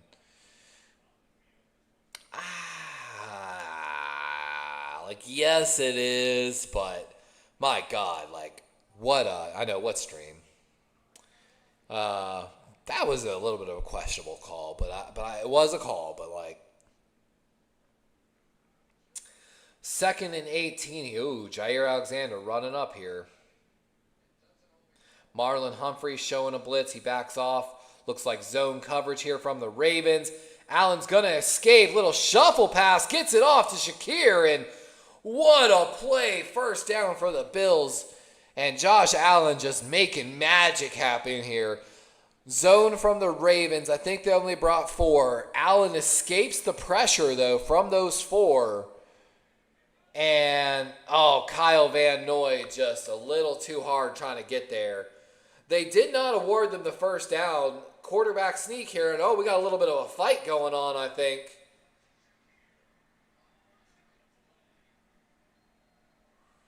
And I think they're going to award them the first down. They do. So first down for the Bills. 4:15 on the clock here in the third quarter. And Dalton Kincaid on a Woozier. And I mean, there wasn't anything bad there. Dalton was fighting. Awuzie was fighting.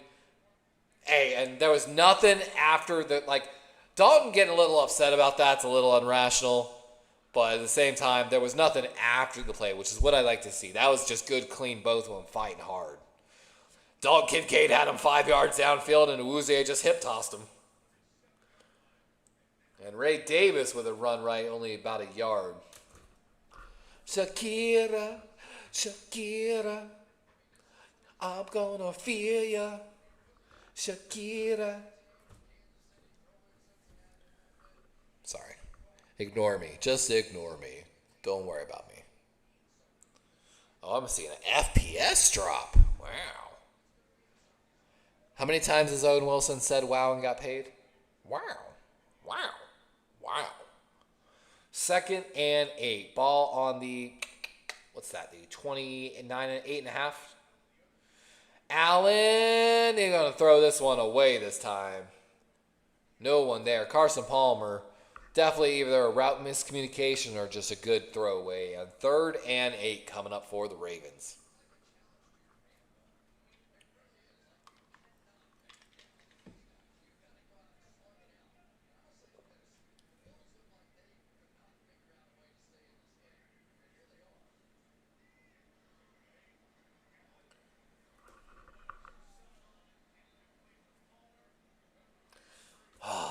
They're talking about Marlon Humphrey, 6 interceptions. Same amount as the Ravens defense last year. Ravens out there in the nickel. Beak with some pressure. Allen having to roll out right. And he's going to throw it.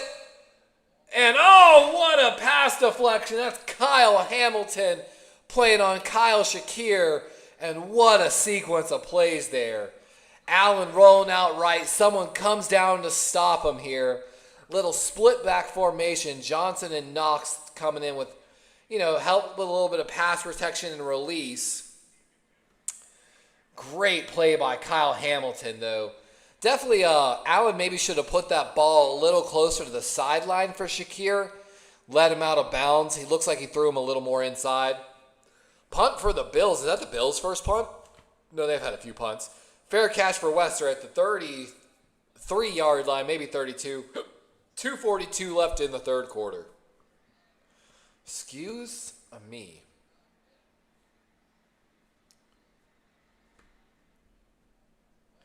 Oh, man.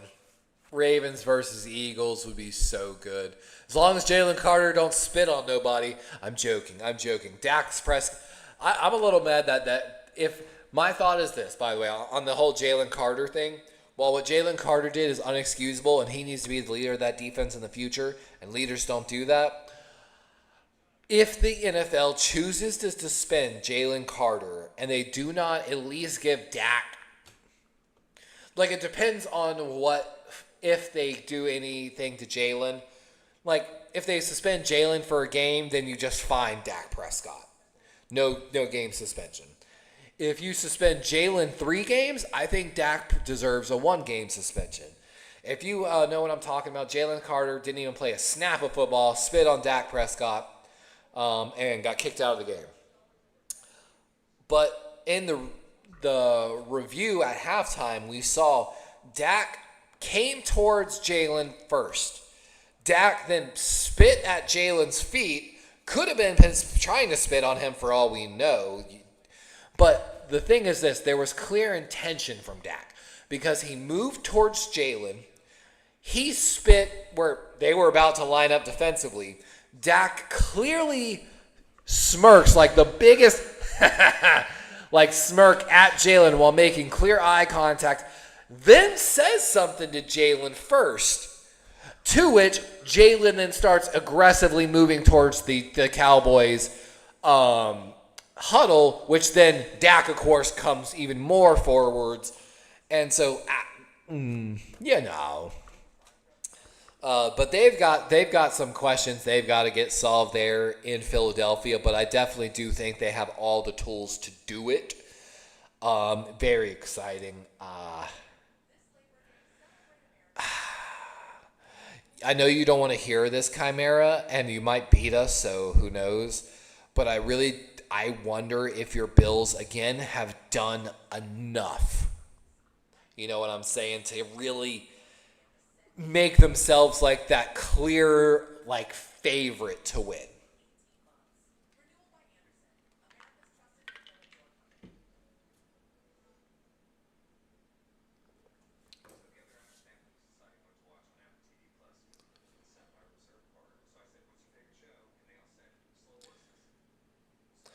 But you do have, Kyle Hamilton's going to the locker room. That's not a good sign for the Ravens. Oh my gosh. That would be huge for the Ravens if something's wrong with Kyle. Hopefully he comes back out.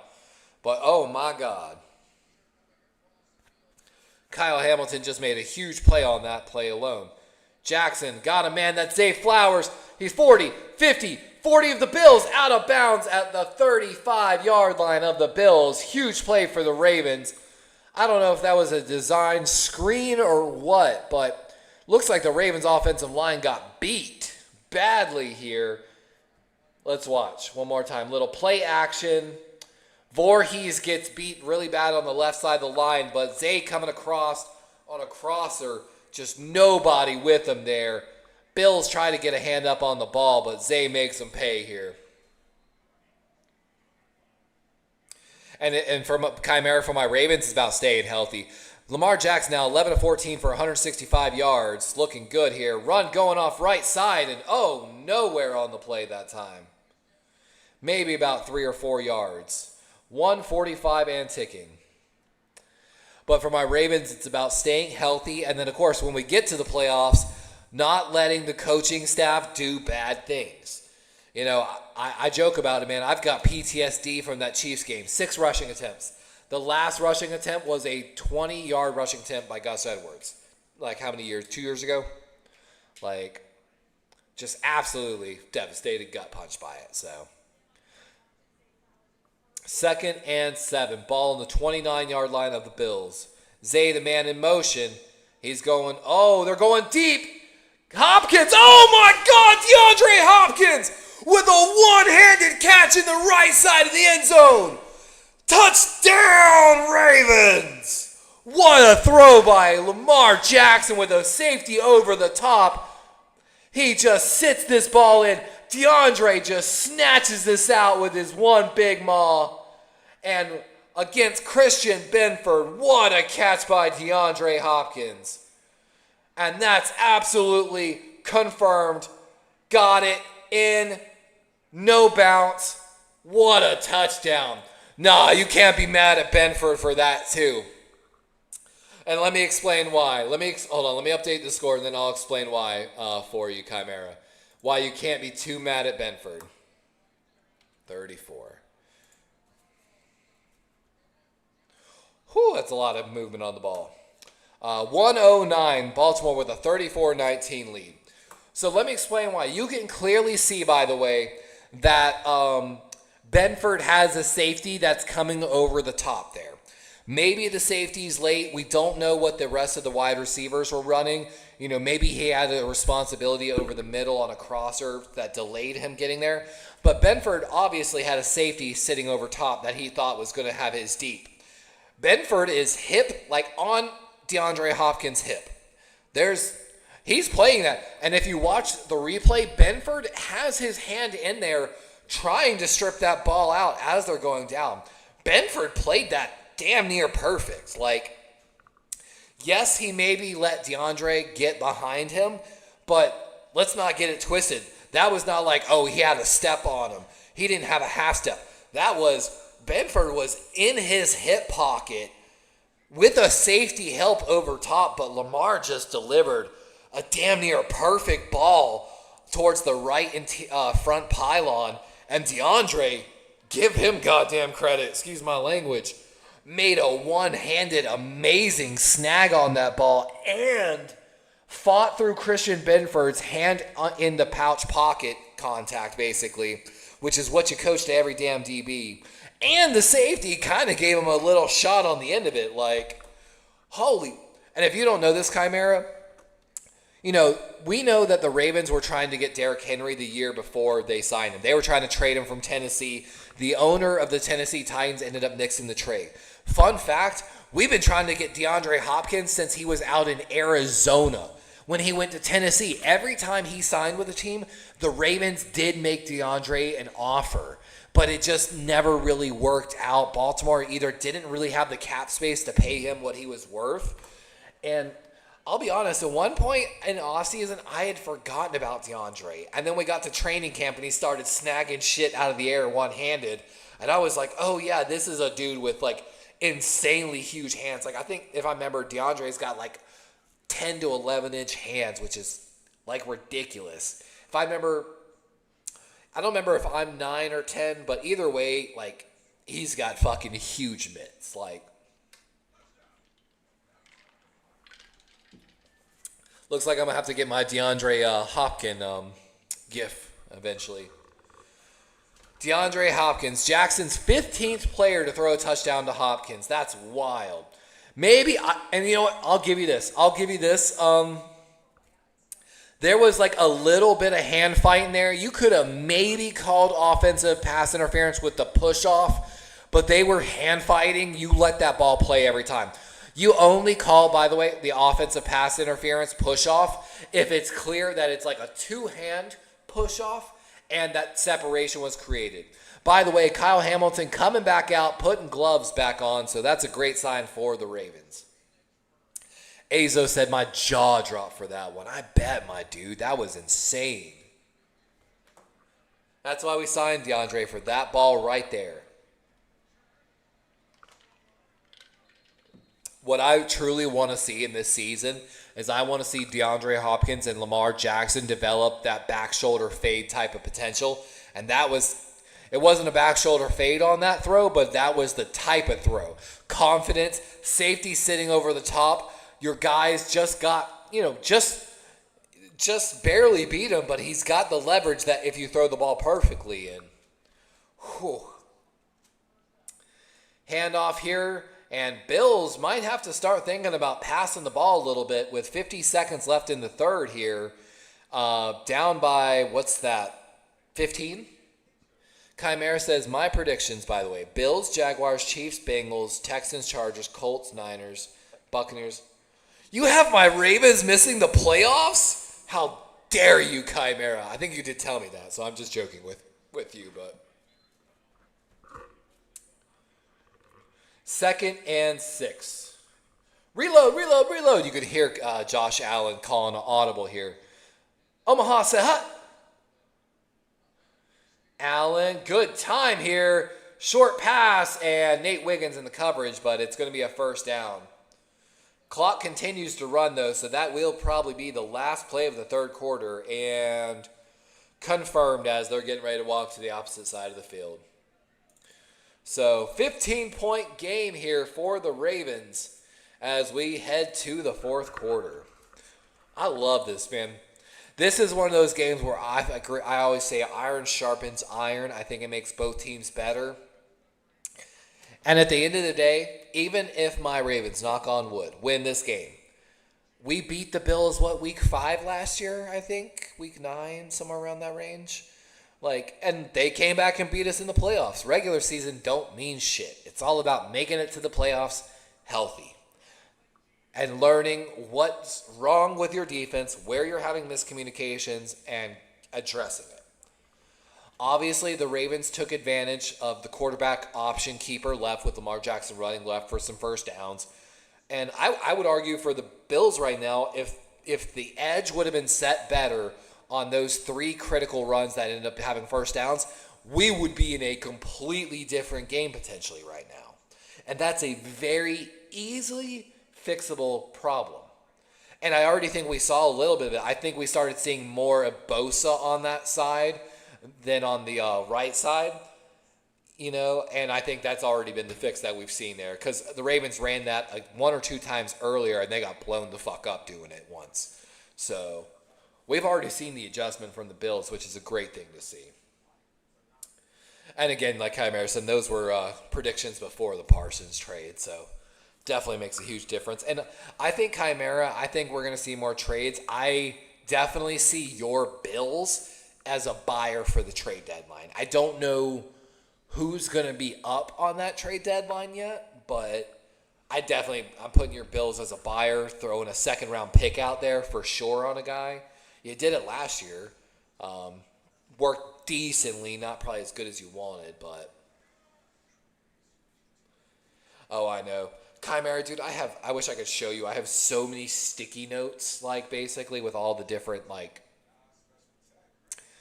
and I used to do a Thursday show for fantasy football where we talked a little more about that. And I wanted to do a Monday show that I nicknamed Around the Bay with D-Ray, where I wanted to do an around the horn style show. But honestly, finding people became the issue. I didn't even fill up my sleeper fantasy football league.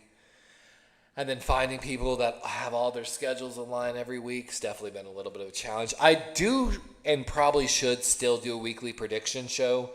Maybe I'll still do it on Thursdays. I know Kenny 49ers, he's sick, so he's not here tonight. But he's been around a lot on our shows. Great guy. He wants to do a show on Thursday, so maybe I'll do a weekly prediction show with him on Thursdays, and we'll just shoot the shit and talk football. I know he's been wanting to for a while, so maybe I'll just do that, and I'll change my fantasy football to a weekly prediction show. Allen got a man, and oh, what a hit! Awuzie and Malachi Starks deliver a huge hit on the left sideline. And like we mentioned here for the Bills, it seemed like they needed to pick up the pace. They're moving to what looks like a no-huddle offense. Definitely needs to. Heard, what? I'll make sure to get the weekly prediction show started then. I might aim for this Thursday. Underneath throw, that's Dalvin Cook and going to gain a couple yards. Chimera, you are absolutely welcome to, my dude. I would love to have you on. I know I'd have you. I'd probably have Sponge. I might have Captain McNiner. So if I do it through StreamYard, I'll definitely probably max out the 6 people, which would be wonderful. I'd love to just talk football. We also already do predictions a little bit on Wednesdays. I haven't been streaming it to my channel, but we do it usually on the Corey Davis 49er Wednesdays is what we call it for the predictions.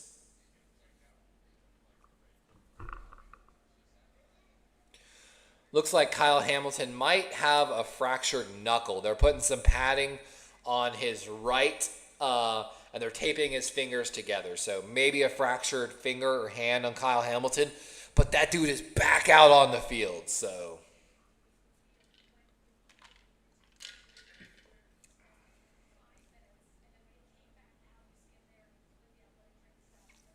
Allen trying to get Cook lined up here. Ravens bringing a blitz. And Cook able to get the ball off. Able to get away from him. Cook still going. 20, 15, 10. Makes a man miss. The 5. And down at the 1 yard line. Nate Wiggins makes a touchdown saving tackle. But Dalvin Cook makes a huge catch after the blitz. And Nate Wiggins a little slow to get up. Oh no.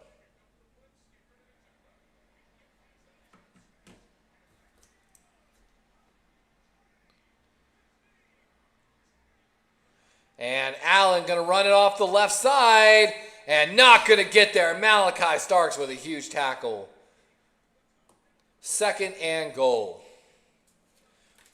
What's funny, Chimera, is guess who has James Cooks in our fantasy league, by the way.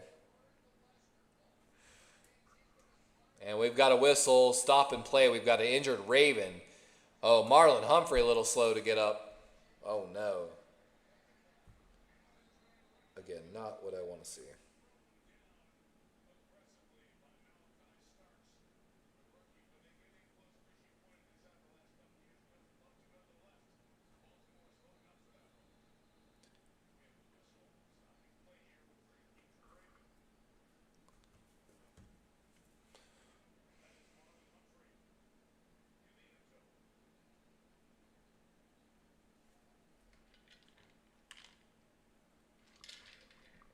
Oh, it's time for another Crown and Coke. Man, me and Paul, by the way, Hunter, he's got 122.1 to my 121.25. But I've got James Hook and Derrick Henry, while he's got Lamar Jackson. And I've got the Ravens defense and Tyler Loop. So, what a game we're having right now. First week of fantasy football. And I'm considered the number one ranked roster after the draft. What a duel for these two quarterbacks, by the way, so far. Second and goal, power I, no wide receivers. Josh Allen going to keep it. He's rolling out. He's going to get there. Touchdown, Bills. And I expect to see a 2-point conversion here from the Bills. Let's see if they go for it.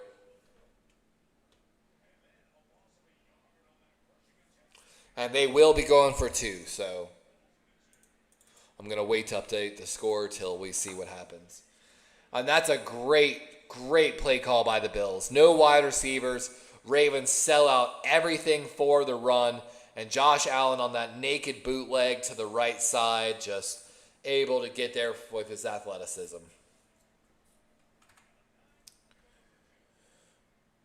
2-point conversion to make this a 1-score game for the Bills. I mean, I guess it's 1 score no matter what, right? Allen buying time. And, oh, it's intercepted. Kyle Hamilton pitches it back. And they're just going to go down. Kyle Hamilton definitely wanted to get that 2 points. Technically, you can get a point from the 2-point conversion. 1 point. So Kyle Hamilton wanted the 1 point, but knew we weren't going to get it.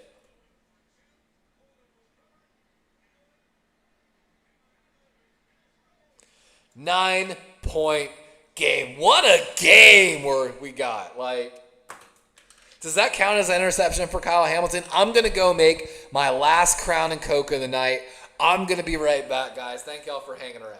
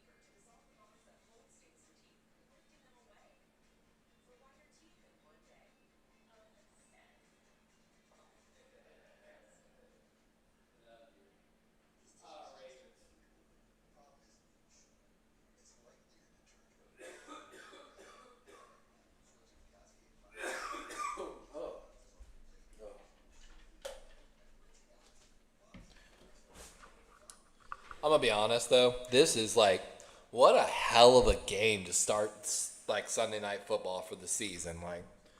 We haven't seen any bad ref calls, no bad penalties like in the Chiefs game or or unnecessary roughness like the Eagles, just a damn good football game.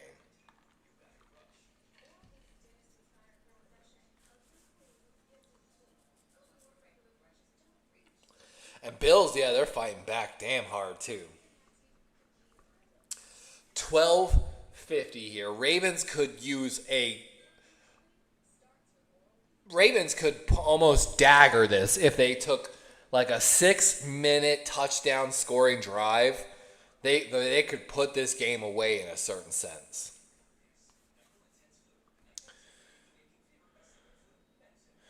Here's Matthew Prater getting ready to kick the ball away for the Bills.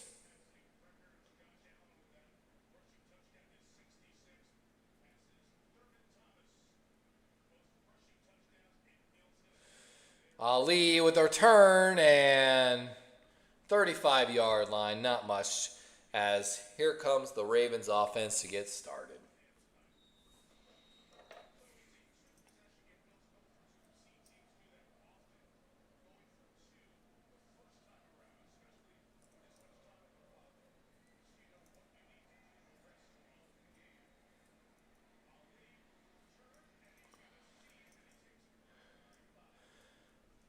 Whew, almost a safety for the Ravens. That'd have been wild. And Lamar makes it audible at the line of scrimmage, moves to shotgun. They're going to pass it. And, had Zay Flowers wide open, but Lamar just a little short on the throw.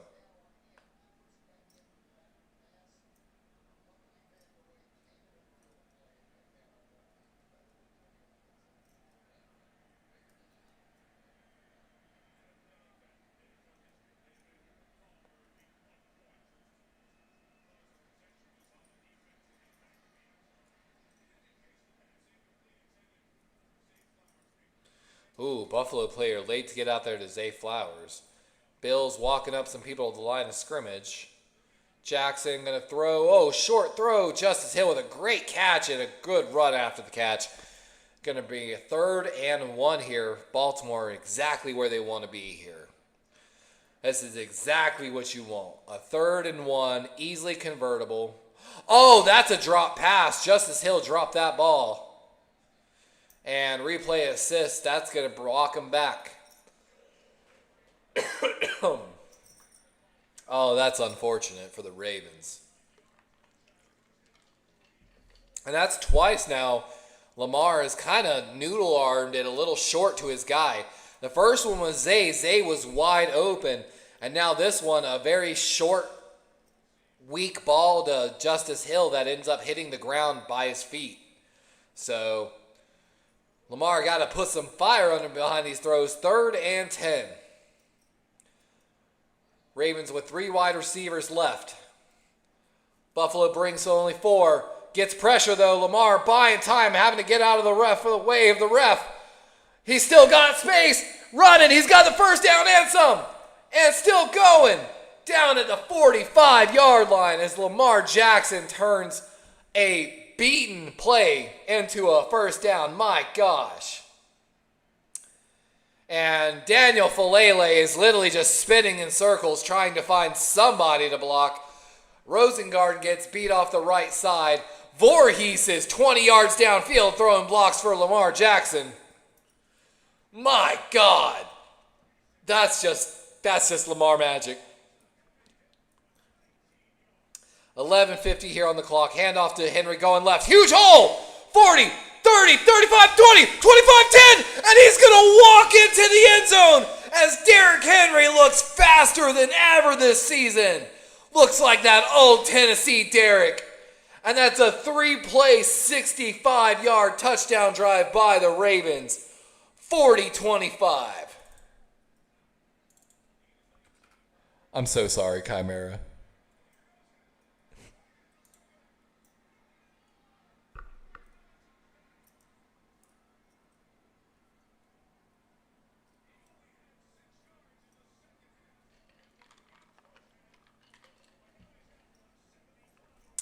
Oh my God, Henry's chain just swinging.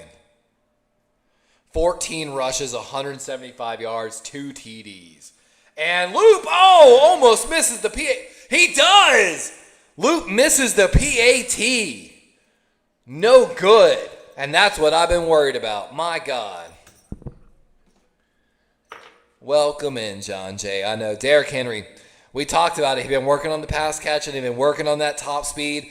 He talked about how he did not like how he got caught from behind it last season a couple times. And my God, is he showing off right now.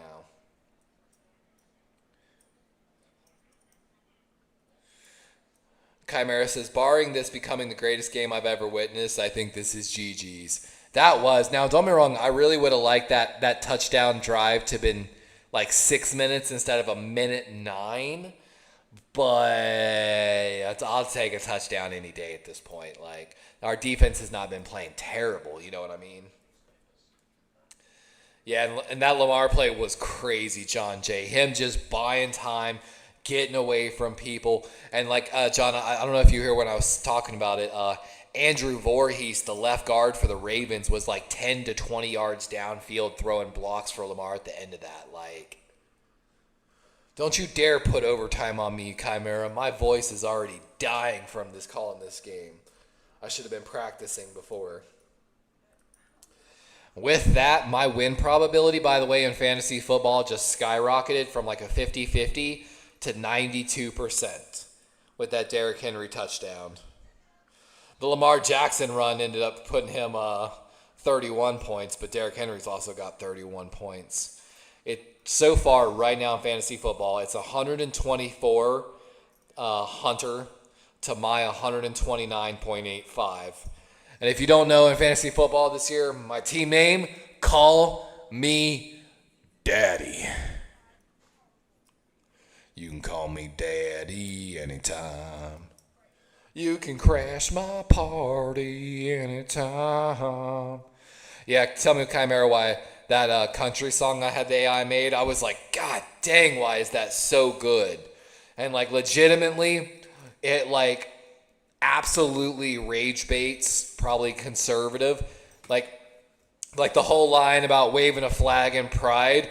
I was like, even my girlfriend was like, yeah, they would definitely think they're talking about a pride flag. And I'm like, I know, right? Like, it makes it all the better. Oh, Chimera, the guy you're playing has Zay. Oh, no. Zay's having a pretty good night.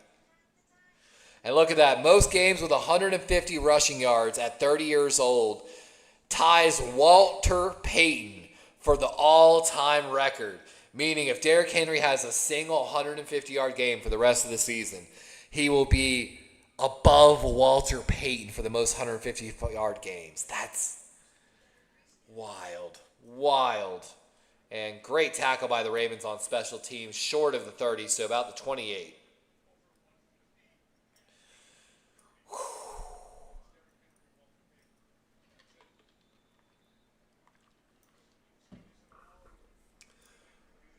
And see, this is what everyone's like, why didn't we do this in the playoff game?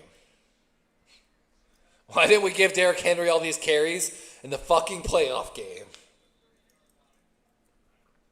I'll forever be haunted by that. And the Chiefs one. Oh, man. Allen, short pass right, and good catch by Coleman.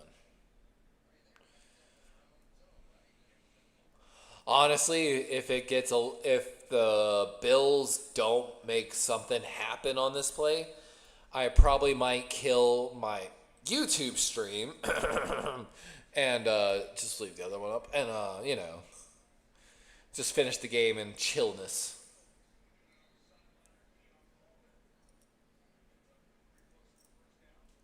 But Allen, of course, is operating out of the no huddle, and that's 2 quick strikes for him.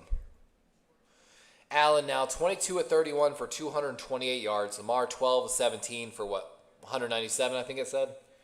And, Nate Wiggins! Is that Nate or Chidobe? That's Chidobe Awuzie with an interception. And that Baltimore free agent pick from Tennessee. And, who's number 5? That is a bad play by number 5.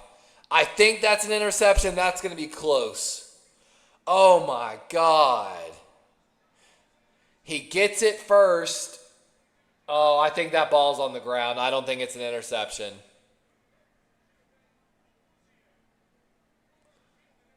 Yeah, that ball's on the ground, sadly. What a close one. And see, Chimera, a lot of people forgot about him. It wasn't just Jair Alexander we went and got.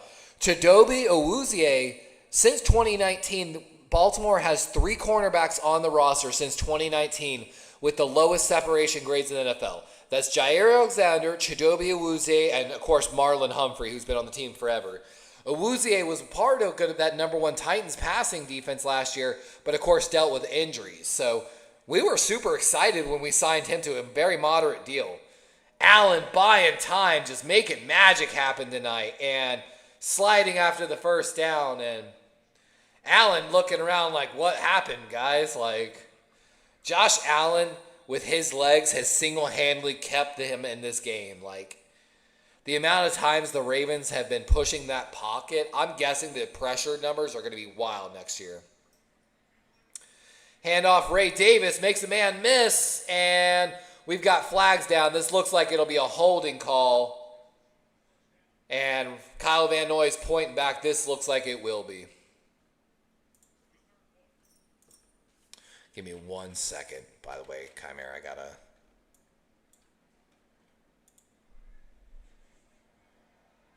There's a flag anyway, so it doesn't even matter.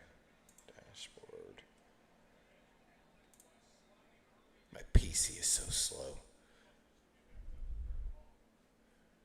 Cloudbot. Betting. Close that betting. I saw David McKnight trying to take advantage of it.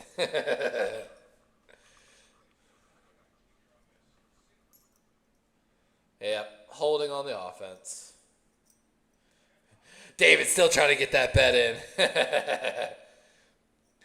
The only thing you messed up was you don't need to put the greater than. And Dalton Knox Dawkins definitely upset about the holding call. Thinks it's bullshit. I kind of missed it, so my apologies.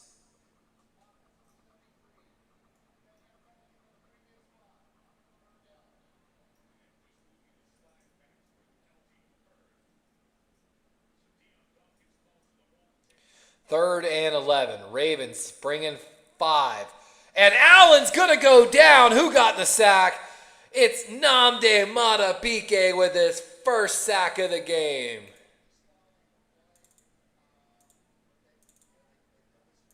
Finally gets a sack today.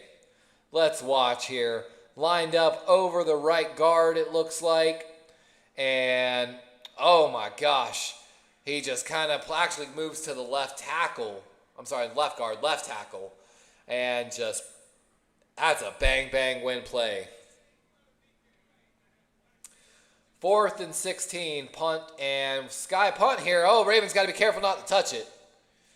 And ball at the 35-yard line with 9:18 left. Ravens have a chance to truly dagger this one with another score.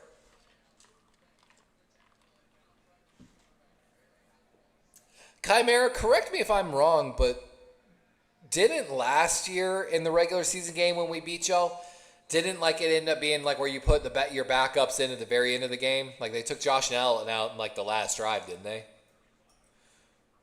If the Ravens score, we might be looking towards another one of those type of situations. Yeah. We might be headed there for that again, honestly. You can't blame the O-line too much on that one. The Ravens are just... That was a very interesting move, how Nnamdi, he was the stunt guy moving outside, and Dion, I don't think, was used to that level of power move coming at him.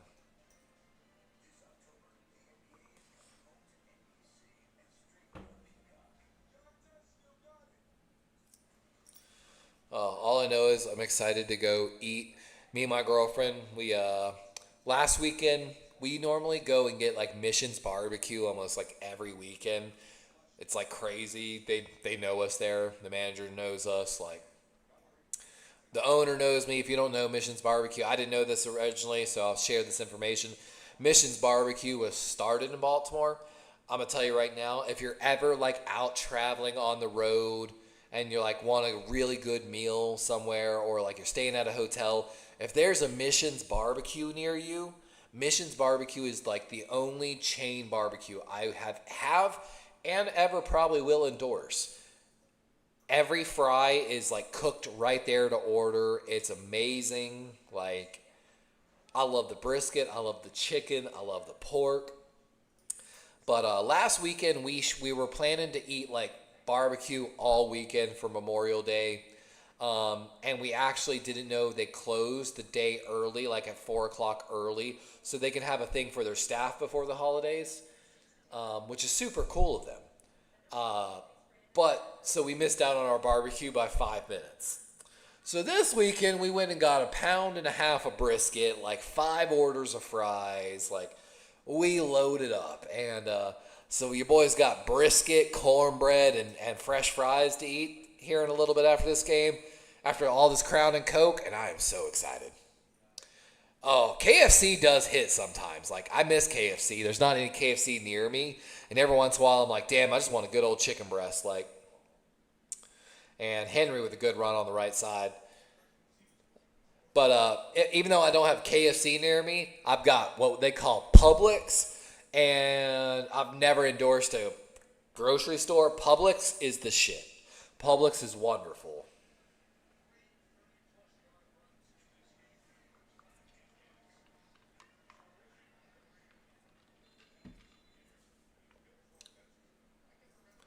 My God, look at Derrick Henry outrunning the DBs to the end zone on that replay. That's wild. And Henry going left, not much on the play. Going to lose two, actually. So should bring up a 3rd and 9, maybe 3rd and 8. Yeah, it's a grocery store. I like it better than Wawa. There's just super nice, super helpful. It's like the non-discriminatory Chick-fil-A of grocery stores. Like they'll sit there and ask me all the time, "Sir, do you need help taking your groceries out to your car?" And I always look at him and just laugh. I'm like, "No, I don't need help. Like taking my groceries to the store, or to the my car." They're just super helpful. I talk fantasy football with the meat and cheese guy all the time. The liquor store guy's a Steelers fan. Me and him will sit there and just talk shit. Like, exactly. And you know what's funny, Chimera, about that? I worked at Chick-fil-A in my senior year of high school, and my GM of my store was a openly gay man. Like, and our owner knew about it, and he was a great manager. So it was always one of those ones I always had like a very conflicting thing about Chick-fil-A, because like, yeah, the Salvation Army thing and some of the other stuff they did. But like I had my own gay, like openly gay general manager, and I actually met him years later when I worked in the airlines. He's still working in the firm, I think. So it's a tough one. The Chick-fil-A's down here in Florida, honestly, garbage, absolute garbage. The customer service is shit. They never give receipts. The fucking food's cold. The cuts of chicken are bad. Like, I worked at Chick-fil-A. I know Chick-fil-A. I know the standards of Chick-fil-A. I know people that own Chick-fil-A's in South Carolina. And, again, it's just bad. I actually helped in Colorado. I helped a Chick-fil-A, like, redo all their stuff and be more like the South Carolina Chick-fil-A's. Sponge says, who's worse, Eagle fans or Bills? Oh, dude, come on, man. Come on. Sponge. Bills Mafia is cool as shit. Eagle fans? Generally, Eagles fans might act like Jalen Carter, but without the provocation, because Jalen Carter definitely got provocated by Dak Prescott there. And like Sponge, I don't know if you were here earlier, I talked about it. If Jalen Carter gets like additional discipline by the NFL, Dak deserves an appropriate level. Like, it all depends on what they try. Oh, good punt here by Stout, and it's down at the 1 yard line. Let's see what the ref says. I think he's saying touchback. They're saying touchback. Ravens definitely say it should be at the 1. Oh, and if you slide into the line, it's a touchback. Ah, did he though? Did he though?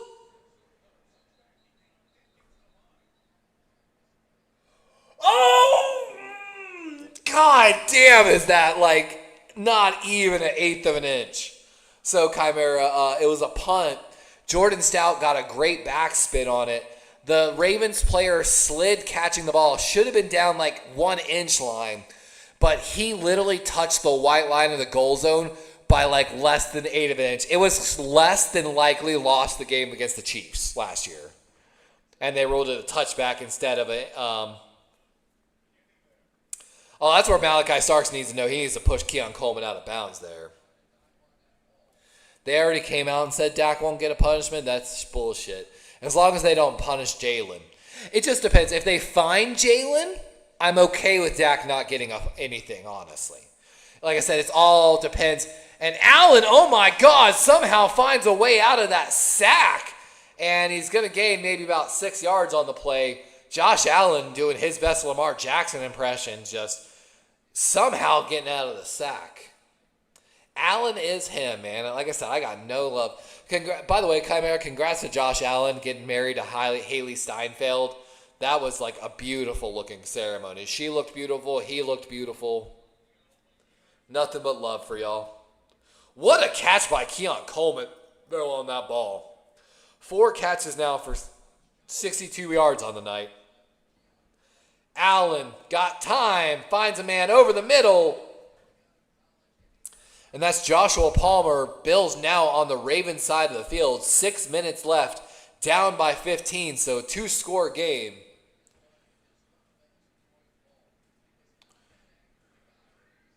Ravens look like they have zone coverage here. Might be man. Short pass, and batted down in the line of scrimmage. And I think that's Mike Green making a good play finally. Good for him.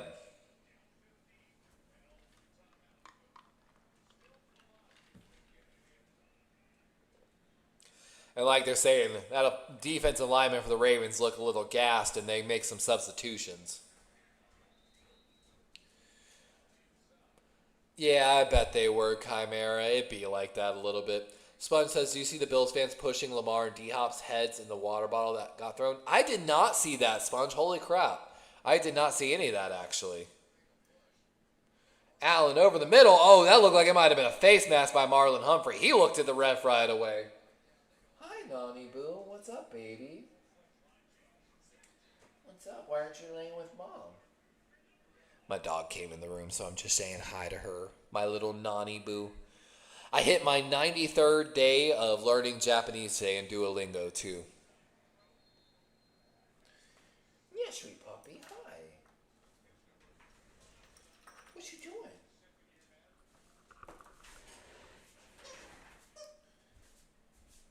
What you doing? Hi, sweet baby. Hi. Yeah, sweet boy. Yeah. Yeah. He's so cute.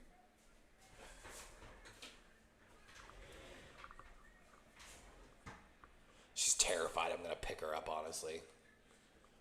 Dang, day 407 of Spanish. My girlfriend hit day 100 today on Spanish. Oh, I mean, yeah, that's pass interference. Can't be too mad about that. I know, Pop. We'll go for a walk after the game. No worries. What is that? Alert it. Allen making some adjustments here at the line. Looking left, staring it down.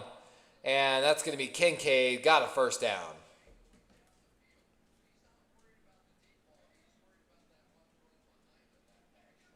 I've got now have a 99% win probability against Hunter Paul. 124 to 131 as I'm still gaining yards as James Cook catches passes. Let's go. Konbanwa. Darwin-san. Dozo yoroshiku. And what a push by the interior Ravens offensive line, or defensive line. And Allen takes a shot at the end zone a little too far deep. My God, did the Ravens put pressure on the interior defensive line there. And Chimera, like, I get it, man. Like, I truly think some of the stuff I don't like in Hollywood. And, you know, who knows, whatever. But I talk about this a lot. For every person in every relationship, it is up to you and your partner to decide your boundaries and what you're comfortable with. And no two relationships ever probably look exactly the same. You know what I'm saying? And it's up to you and your partner to come to that agreement and agree what you want in a relationship. And Allen, another shot deep. And oh, Teddy Buchanan coverage against Ty Johnson. And Ty had a shot but unable to come away with the ball there. Great throw by Allen. Chimera's like, and I'm like, bro, it's just a movie. Oh, man, Allen hit Ty Johnson on the hands on that throw. You really could not have thrown that ball any better from Josh Allen. And Teddy Buchanan, good coverage. Didn't really make much play on the ball, but he's right there, able to make it a more contested and hard catch. 3rd and 10, ball in the 18-yard line. Like they're saying, Bills in 4-down territory here, down by 15 points. 4:48, Allen looking right, going there. Got a short pass, and oh, what a good play there. Is that Palmer wearing number 5? Able to work after the catch to get the first down. Nate Wiggins had him short, but Palmer fights through contact to get the first down. Azo said, imagine that. Americans trying to control the lives of other people? No way. Azo, Chimera, I feel like you always slightly get along, by the way. Azo is a guy I've known since high school. Chimera is like one of my very first viewers and followers, and that's one of the reasons he's also, like you, one of my moderators on the channel. Allen buying time over the middle, and oh my God! Tips off the hand of one Bills wide receiver and finds its way into the hands of Keon Coleman. What a crazy play! 9-yard, 80-yard drive, 3 minutes, 20 seconds by the Bills. Touchdown Bills as it's 31-20 barring the PAT, and what a play. Absolutely crazy. Allen buying crazy amount of time, hits the hands of a Bills wide receiver, and just somehow ends up in the hands in the back of the end zone of Keon Coleman. I wish they'd show that replay. Like Chimera says, it's not over till it's over. And Prater, of course, automatic with the PAT. 32-40. Oh, man. Chimera. I can already see it, what's about to happen. Can you see it? I mean, you already kind of alluded to it. But last year in the playoff game, the Ravens came down to a 2-point conversion to tie the game, did they not? Are we going to see the Bills come down to a 2-point conversion to try to tie this game, just like the Ravens did last year in the matchup? If so, it's all scripted. We're all lied to. I think that ball actually was for Coleman from the very get-go. But I think the I don't know. I think it might have been. I think tight end accidentally got a hand on it. Azo says, I'm going to be crying like Lenny Kravitz if we throw this. And Chimera says, I swear to God, if we lose off a failed 2-point conversion. If you do, Chimera, feel my pain. But mine was on a playoff loss, not the first week in the NFL season. I don't know if y'all can hear that mic echo. If so, I think it was actually very well timed. Kickoff here from the Bills. Ali, the man to return here. We're going to get a return from the Ravens. Up the middle and nowhere, as he's not going to get back to the 30-yard line. So 350 here as the Ravens get started here. Lamar Jackson, 13-18 for 203 yards, 3 touchdowns, 57 rushing yards. Josh Allen, 28-41, 294 yards, 3 touchdowns, 29 rushing yards. This is a battle of MVPs right now, legitimately. And what I love, like they're saying right now, these two quarterbacks have literally changed the face of the game. Quarterback keeper left, Lamar's got it. First down as he slides. And that's a great start to the drive as the clock continues to tick down. As I think it was Boomer used to say, tick, tick, tick, tick. As the clock keeps ticking down. Tick, tick, tick, tick. It's ticking and it's talking. You know what I'm saying, Boomer? Ticking and talking away. There's kids dancing and I'm watching the clock tick. And my God, is my Peacock stream starting to slow down a little bit. My God, and can you imagine when Patrick Ricard comes back? And Henry, ball's out! Bills, I think the Bills have it! Ball on the 30-yard line. 2 as Derrick Henry fumbles. And Bills have it. Oh my God. And Terrell Bernard, the star linebacker for the Bills, comes away with the punch out, I believe. No, that's Jared Oliver with the punch out. Jared Oliver, that is at least the third impact play I've seen tonight. He has been absolutely dominant, and that is Jared Oliver getting the punch out. Deserves every bit of the credit. What a play by the Bills. And like the announcer just said, Oliver's made the Pro Bowl tonight. And once again, the Ravens get blown up in the backfield on one of those run plays to the left. This one resulting in a fumble. Huge turn of events here as the Bills could tie the game here with a touchdown and a 2-point conversion. Ravens desperate to get a turnover. Allen going deep over the middle. And it's hauled in down at the 1-yard line. That's Dawson Knox with a first-round tight end with a huge catch over the middle. And for those that can't hear Chimera, he's saying, holy shit. Allen going QB sneak, pushing. I don't think he got there, but it's still going to be 2nd and goal. Sponge says check sleeper.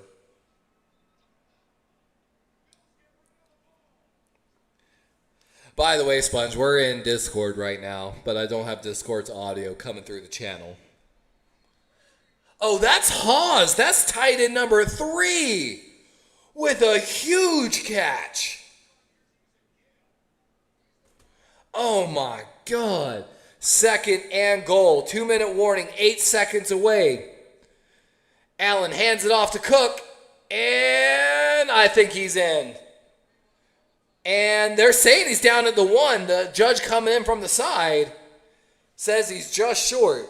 Oh, my God. And that's going to take us to the 2-minute warning. Both teams with all 3 timeouts. Sponge sent me something sleeper. Let me take a look here. What a game, bro.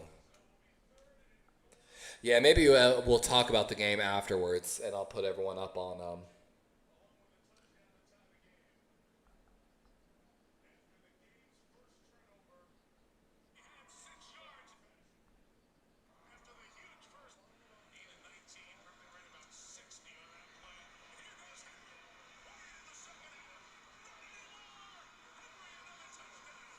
Oh, wow, you're right, Sponge. Someone did try to throw a drink at Derrick Henry on that touchdown run. I wish I could, actually.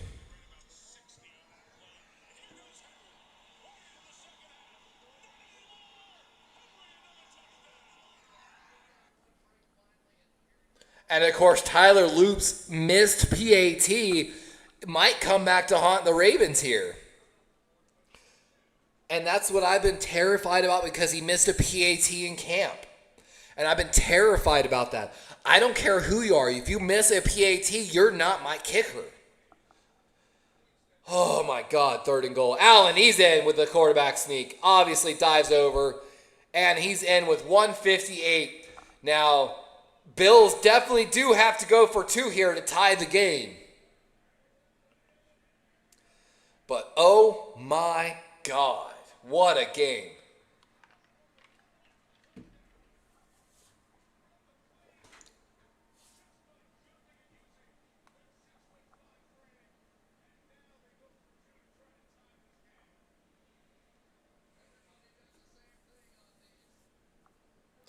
Chimera's over there praying right now. 2-point attempt. Huge here for the Bills. Allen's going to pass it.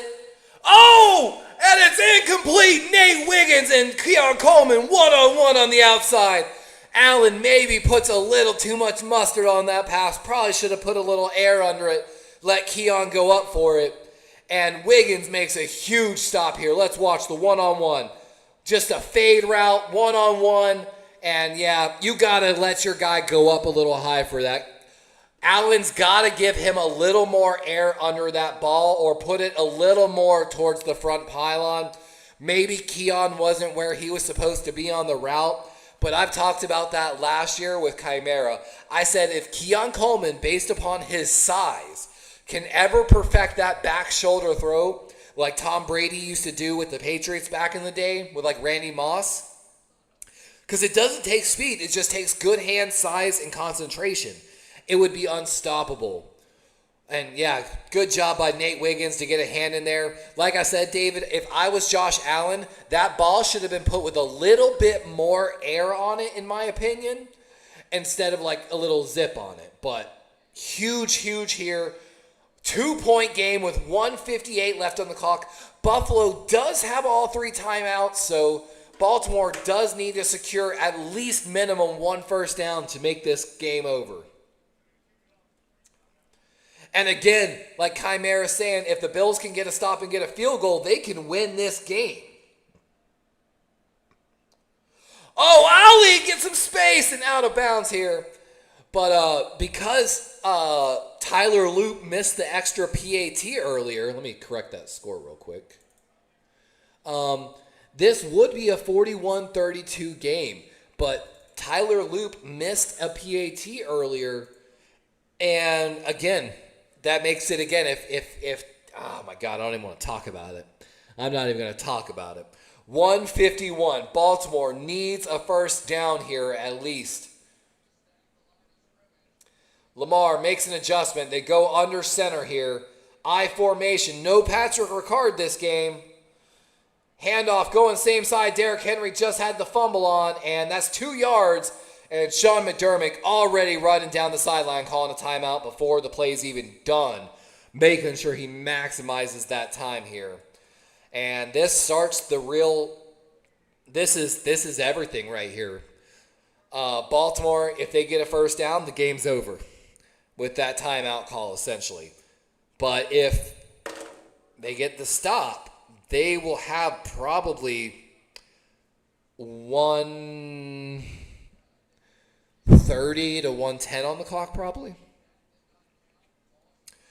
Huge moment. 2nd and 9 for Baltimore. Again, no Patrick Ricard today. They pulled up some tight end to beat the blocker. And he's getting a start out there. He's out there. Where is Andrews? Is Mark? Okay, they've got no wide receivers.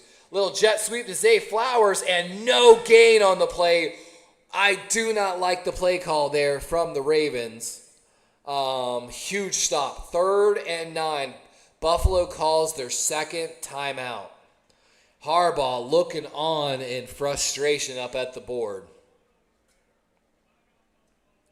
What up, Sponge? You're not on the Discord or the actual stream, but I can hear you. Welcome in, brother. We're doing a thing in the channel for our buddy who's at his dorm and can't really talk too much. And so he could watch the game as well. Yeah. But that's why the thing's in the channel.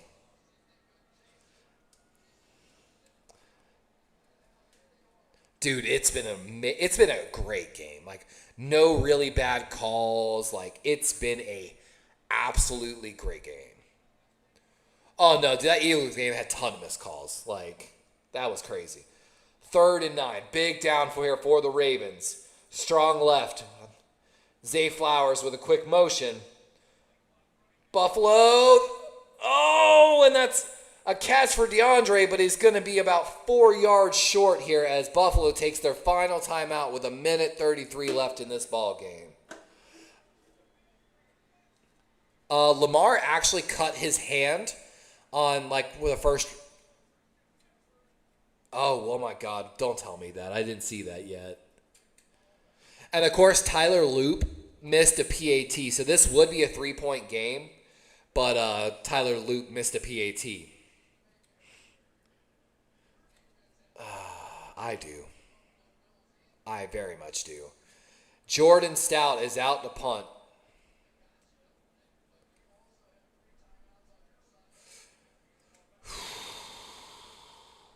This is huge. Oh, my God. I am. Good punt by Stout here. Last one was good. Oh, great roll.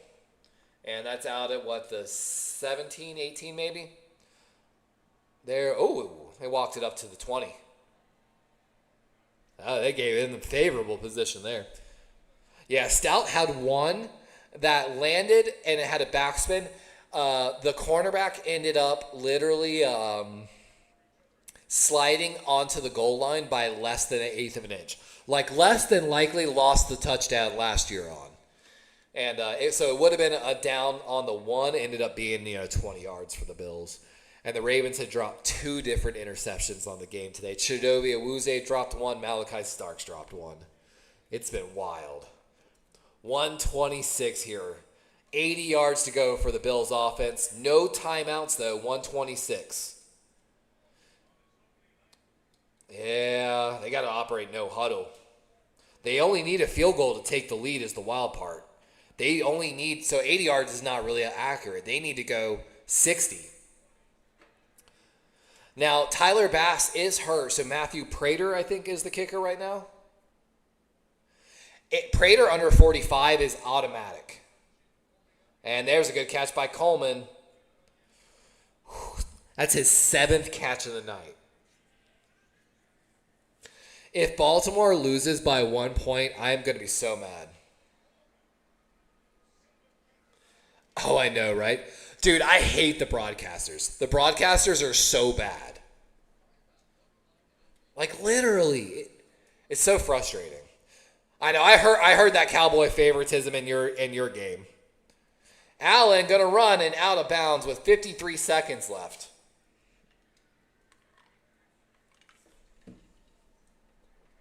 Yeah.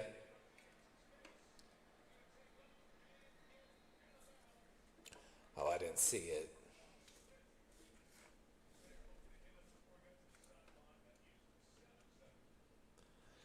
Oh, screw them.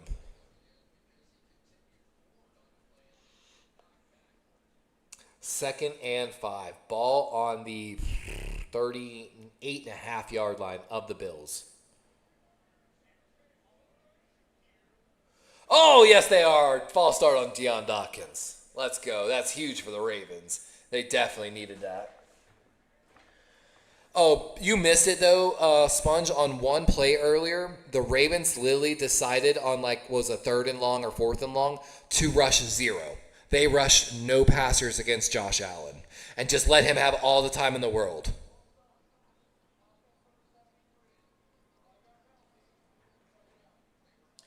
But Daniel Falele, remember how I talked about how I feel like he would get Lamar hurt? On the first drive, he got pushed back into Lamar, and Lamar ended up cutting his right hand.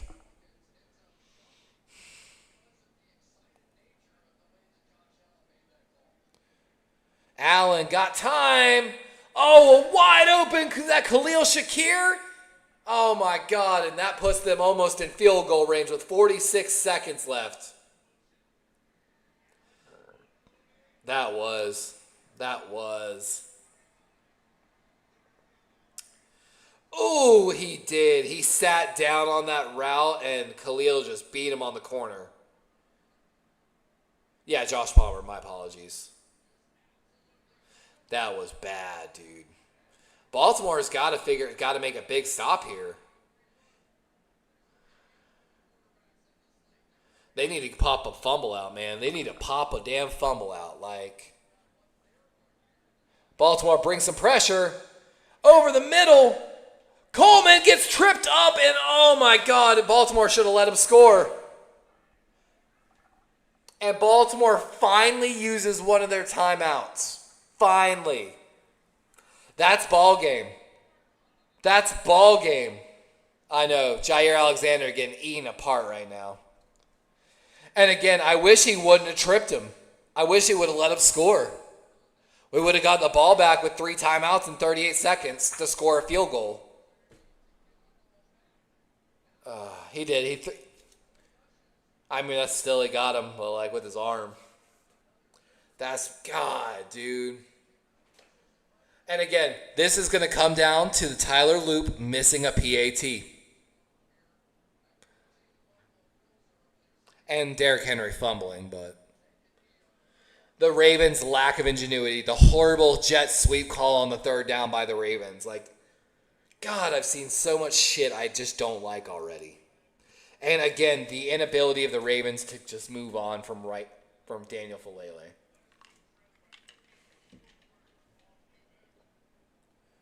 Yes. Yes. No, dude, I'm not. It's one of their guys. They will die on a hill from Falele for some reason. And Allen just going to line them up middle, take a knee, and Baltimore takes their second timeout as I'm guessing Matthew Prater's getting ready to come out here to kick this game leading field goal.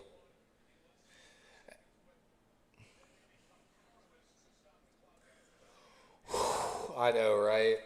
He's 23 of 24 on lead-changing field goals or in overtime in fourth quarter. He's automatic. Matthew Prater's automatic from 45, and that's all I truly ask from a kicker. And like David McNiner says, this game's had just about everything. I agree, David. I'm not even mad. It's just been a damn good game.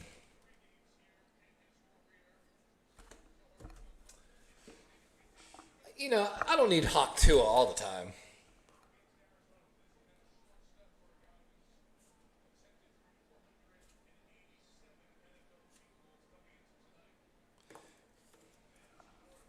And they're going to run another play here. Oh, it's nope.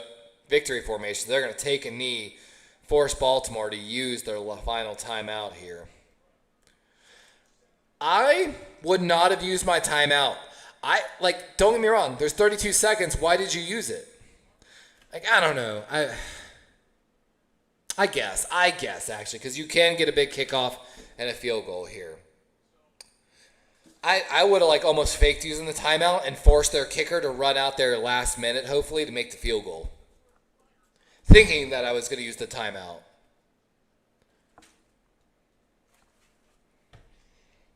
$30 seconds is plenty of time still.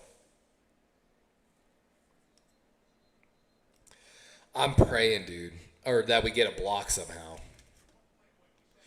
Oh, is Josh Allen about to take another knee and take this to fourth down? He is. They're going to run. Oh, that's going to make this way harder for the field goal team. So field goal team's got 30 seconds to get out there, get set, and get ready. Yeah. Josh Allen's still not off the field yet. It's definitely going to make it a little harder for Prater, but 15 seconds. This is everything, though. This basically means game. 10. Oh, my gosh. Don't ruin it for me. Don't ruin it. I'm going to look 2 seconds behind you. 3, 2, 1. Oh, he's got it.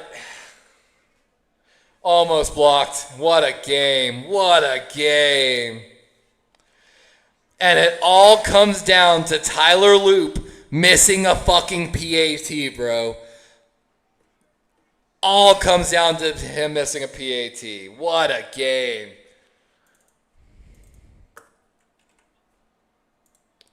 What a game.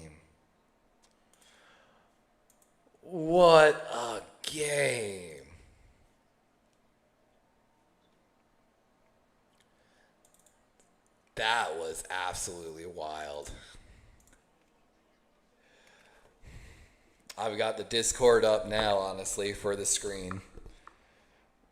The reason I'm freaking out so much is because we were down we were down so many points. We were down 2 scores. We scored 15 points. You were down 15 points in the fourth. You can't even be too mad about that. We rolled 3 nat 20s in a row. Yeah. Oh, once again, the Ravens choke it, man. Tyler Loop's missed PAT literally comes back to haunt us. The crazy fumble. On the stream. I'm gonna say this. This is why I don't think you guys should have drafted a kicker. Got a vet like Matt Prater. Yep. Who doesn't miss PATs? For a season. While we figure out. Yep.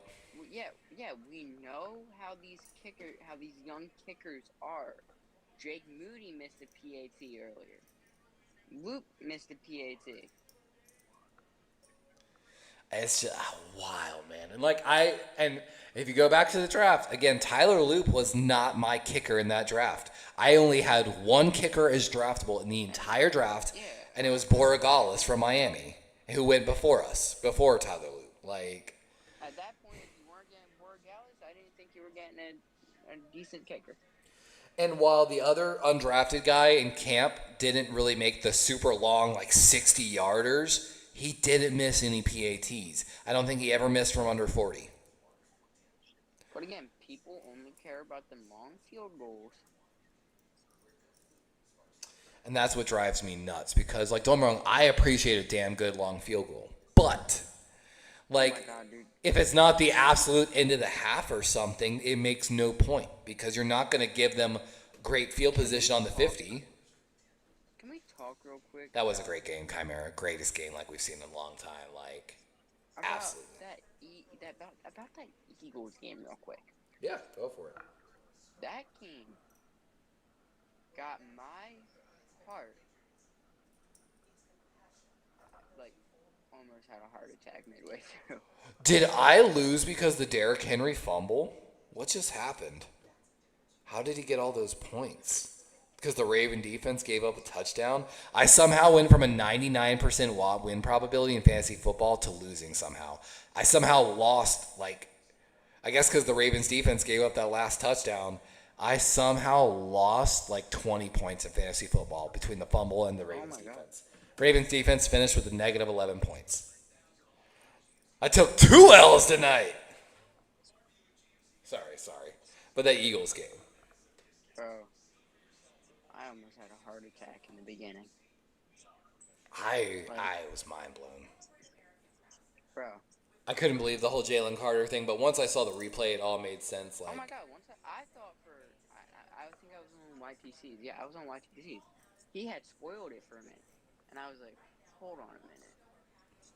that sucks. What's going on? He didn't say he was ejected. He just said that there was a penalty or a flag. And I'm like, okay. I watched, what was it, Stephon Diggs. Well, I watched Trayvon Diggs. I watched him follow Jalen Hurts for almost 10 yards, jawing at his face with Jalen's back to him after a play. Like, Oh, and did you see Pickens? oh yeah, At Quignon's leg? oh yeah, I pointed that out. oh yeah. Nobody else saw that. Oh, I saw that live. I pointed it out to my girlfriend. My girlfriend was sitting there chilling with me watching the game. Nobody posted about it. No, nothing. And what happened is Pickens literally looked up, saw the refs, and decided to let go. If he was looking to see if the refs were gonna, Yeah, no, I saw that too. and if they weren't, he probably yanked his leg, tried to hurt him. Like, fuck that, dude. Yeah, and I'm like, bro. Oh. And the amount of By the people way, that congratulations, bro, Chimera. Yeah, that was one crazy. They deserved it. You know what though? Last year we beat the Bills in the regular season, lost in the playoffs. I'm hoping it's a reverse this year. Matt Prater looks old. Yeah, he does. I still need to go do some more kicking workouts, see if I can get it going. My problem is I think I need to get my cleats because, like, when I was doing my kicking workout, my kicking foot, my toe dragged on the ground several times trying to get, like, my foot angle, which really fucking hurt, to be honest. But I think it's because I didn't have cleats, so my plant leg not, like, leaning on it as much as I probably should be for the kick, like. Oh no, but you saw that I forget the kid's name, but the push on Jalen Hurts out of bounds. Oh yeah, oh yeah, I saw that shit. Dude, nobody posted about that either. I was right there for you, dude. Like, all the time, I was just sitting there like, man, that's, like, fuck. I'm like, what is this? Like, why is this happening? By the way, Sponge, this was, oh yeah, you did. I'm about to say, man, What? I'm feeling good. This was gym on Friday, 3:15. I got 3 reps at 3:15. I even put the chair underneath me to make sure I went all the way down, but the chair. Man. I'm feeling good, son. Later, Yeah, Chimera. Have a good night, bro. I had it in my other Discord because there's a Ravens fan in there. And then he said fire Harbaugh. That's, dude. Like case in point, like I mentioned earlier, the Ravens chose to rush 0 and go cover 11. And Josh Allen saw it immediately, called a vertical audible, and then ate my Ravens up, made a huge play that again ended up technically leading to points that changed the game. Like, Is it are your defensive coordinator? Y'all still got Orr, right? Is that coordinator? yes, which again we brought back like 5 ex-coaches to help him, including Dean Pease, which is where I know he got that blitz 0. Dean Pease was chased out of Baltimore for not blitzing enough and running cover 4, prevent, bend don't break defenses that allowed teams like Mahomes, just like he did to the Niners, to come back up and beat us all the time. Like, and we watched it happen tonight. Like, so fucking frustrating. Like, and I always forget to mention this, like, because I like Todd Monken, and I like Todd Monken as a hire. It's one of the few hires that Harbaugh got right, but I always forget to mention this. Eric DaCosta has talked about it on our podcast, our GM. That offensive coordinator search was the most the owner and the GM have ever been involved in offensive coordinator searches. Usually they leave it up to Harbaugh. So, of course, the one time our Hall of Fame potentially GM and our other actual Hall of Fame GM were really involved in the offensive coordinator search, we ended up with one of the better offensive coordinators we've ever had. Like, What, who'd you get? Todd Monken. Oh, yeah. So, like, when people are like, but Todd Monken was a good hire by John Harbaugh. Yes, but you can literally go back and check the tapes and Eric DaCosta on tape saying this is the most, as a GM, him or Ozzie, has ever been involved in the search for an offensive coordinator in the history of Baltimore. So, yeah, John Harbaugh finally got a somewhat decent coordinator that can bring out Lamar Jackson's, but, again, was it really John Harbaugh? Like, I'm so frustrated by it. I'm so sick and tired of it. The Ravens ran the same run play so many times tonight, and I am a little frustrated by Todd Monken. And, like, the fumble by Henry was one of those plays we had run at least 2 or 3 times that night in critical situations. So the Bills were fucking sitting on it, waiting for it, and that's why they blew that shit up. Like, it's frustrating. It's incredibly frustrating. Bills just played a better game. It's as simple as that. Like, Especially towards the end when it mattered most. and that's where Baltimore continues. And, like, so case in point, Lamar deserves, like, 5% of the blame here. Because in the second half, when he came out, he delivered 2 dud balls that killed the drive, if I remember correctly. The first one was to Zay Flowers. It was incredibly super short. And what it was Lamar just throwing off his back foot, relying on the arm talent, which leads to inconsistent throws. And Zay Flowers had like 5+ yards of separation, wide open, easy first down. The next ball went to Justice Hill, where the ball ended up at Justice Hill's feet, where Justice Hill made a 9-yard gain, but it turns out ball bounced off the turf. Because, again, even 5 yards away, Lamar gave him a dud ball. And after that, Lamar, I don't think, ever delivered any good throws for the rest of the game. Like, actually, DeAndre Hopkins' throw might have been after that, so I'm lying. Oh, yeah, that was 85 yards, wasn't it? Well, it was later, I think. But Did you see what happened after that touchdown? Did you see that video I sent?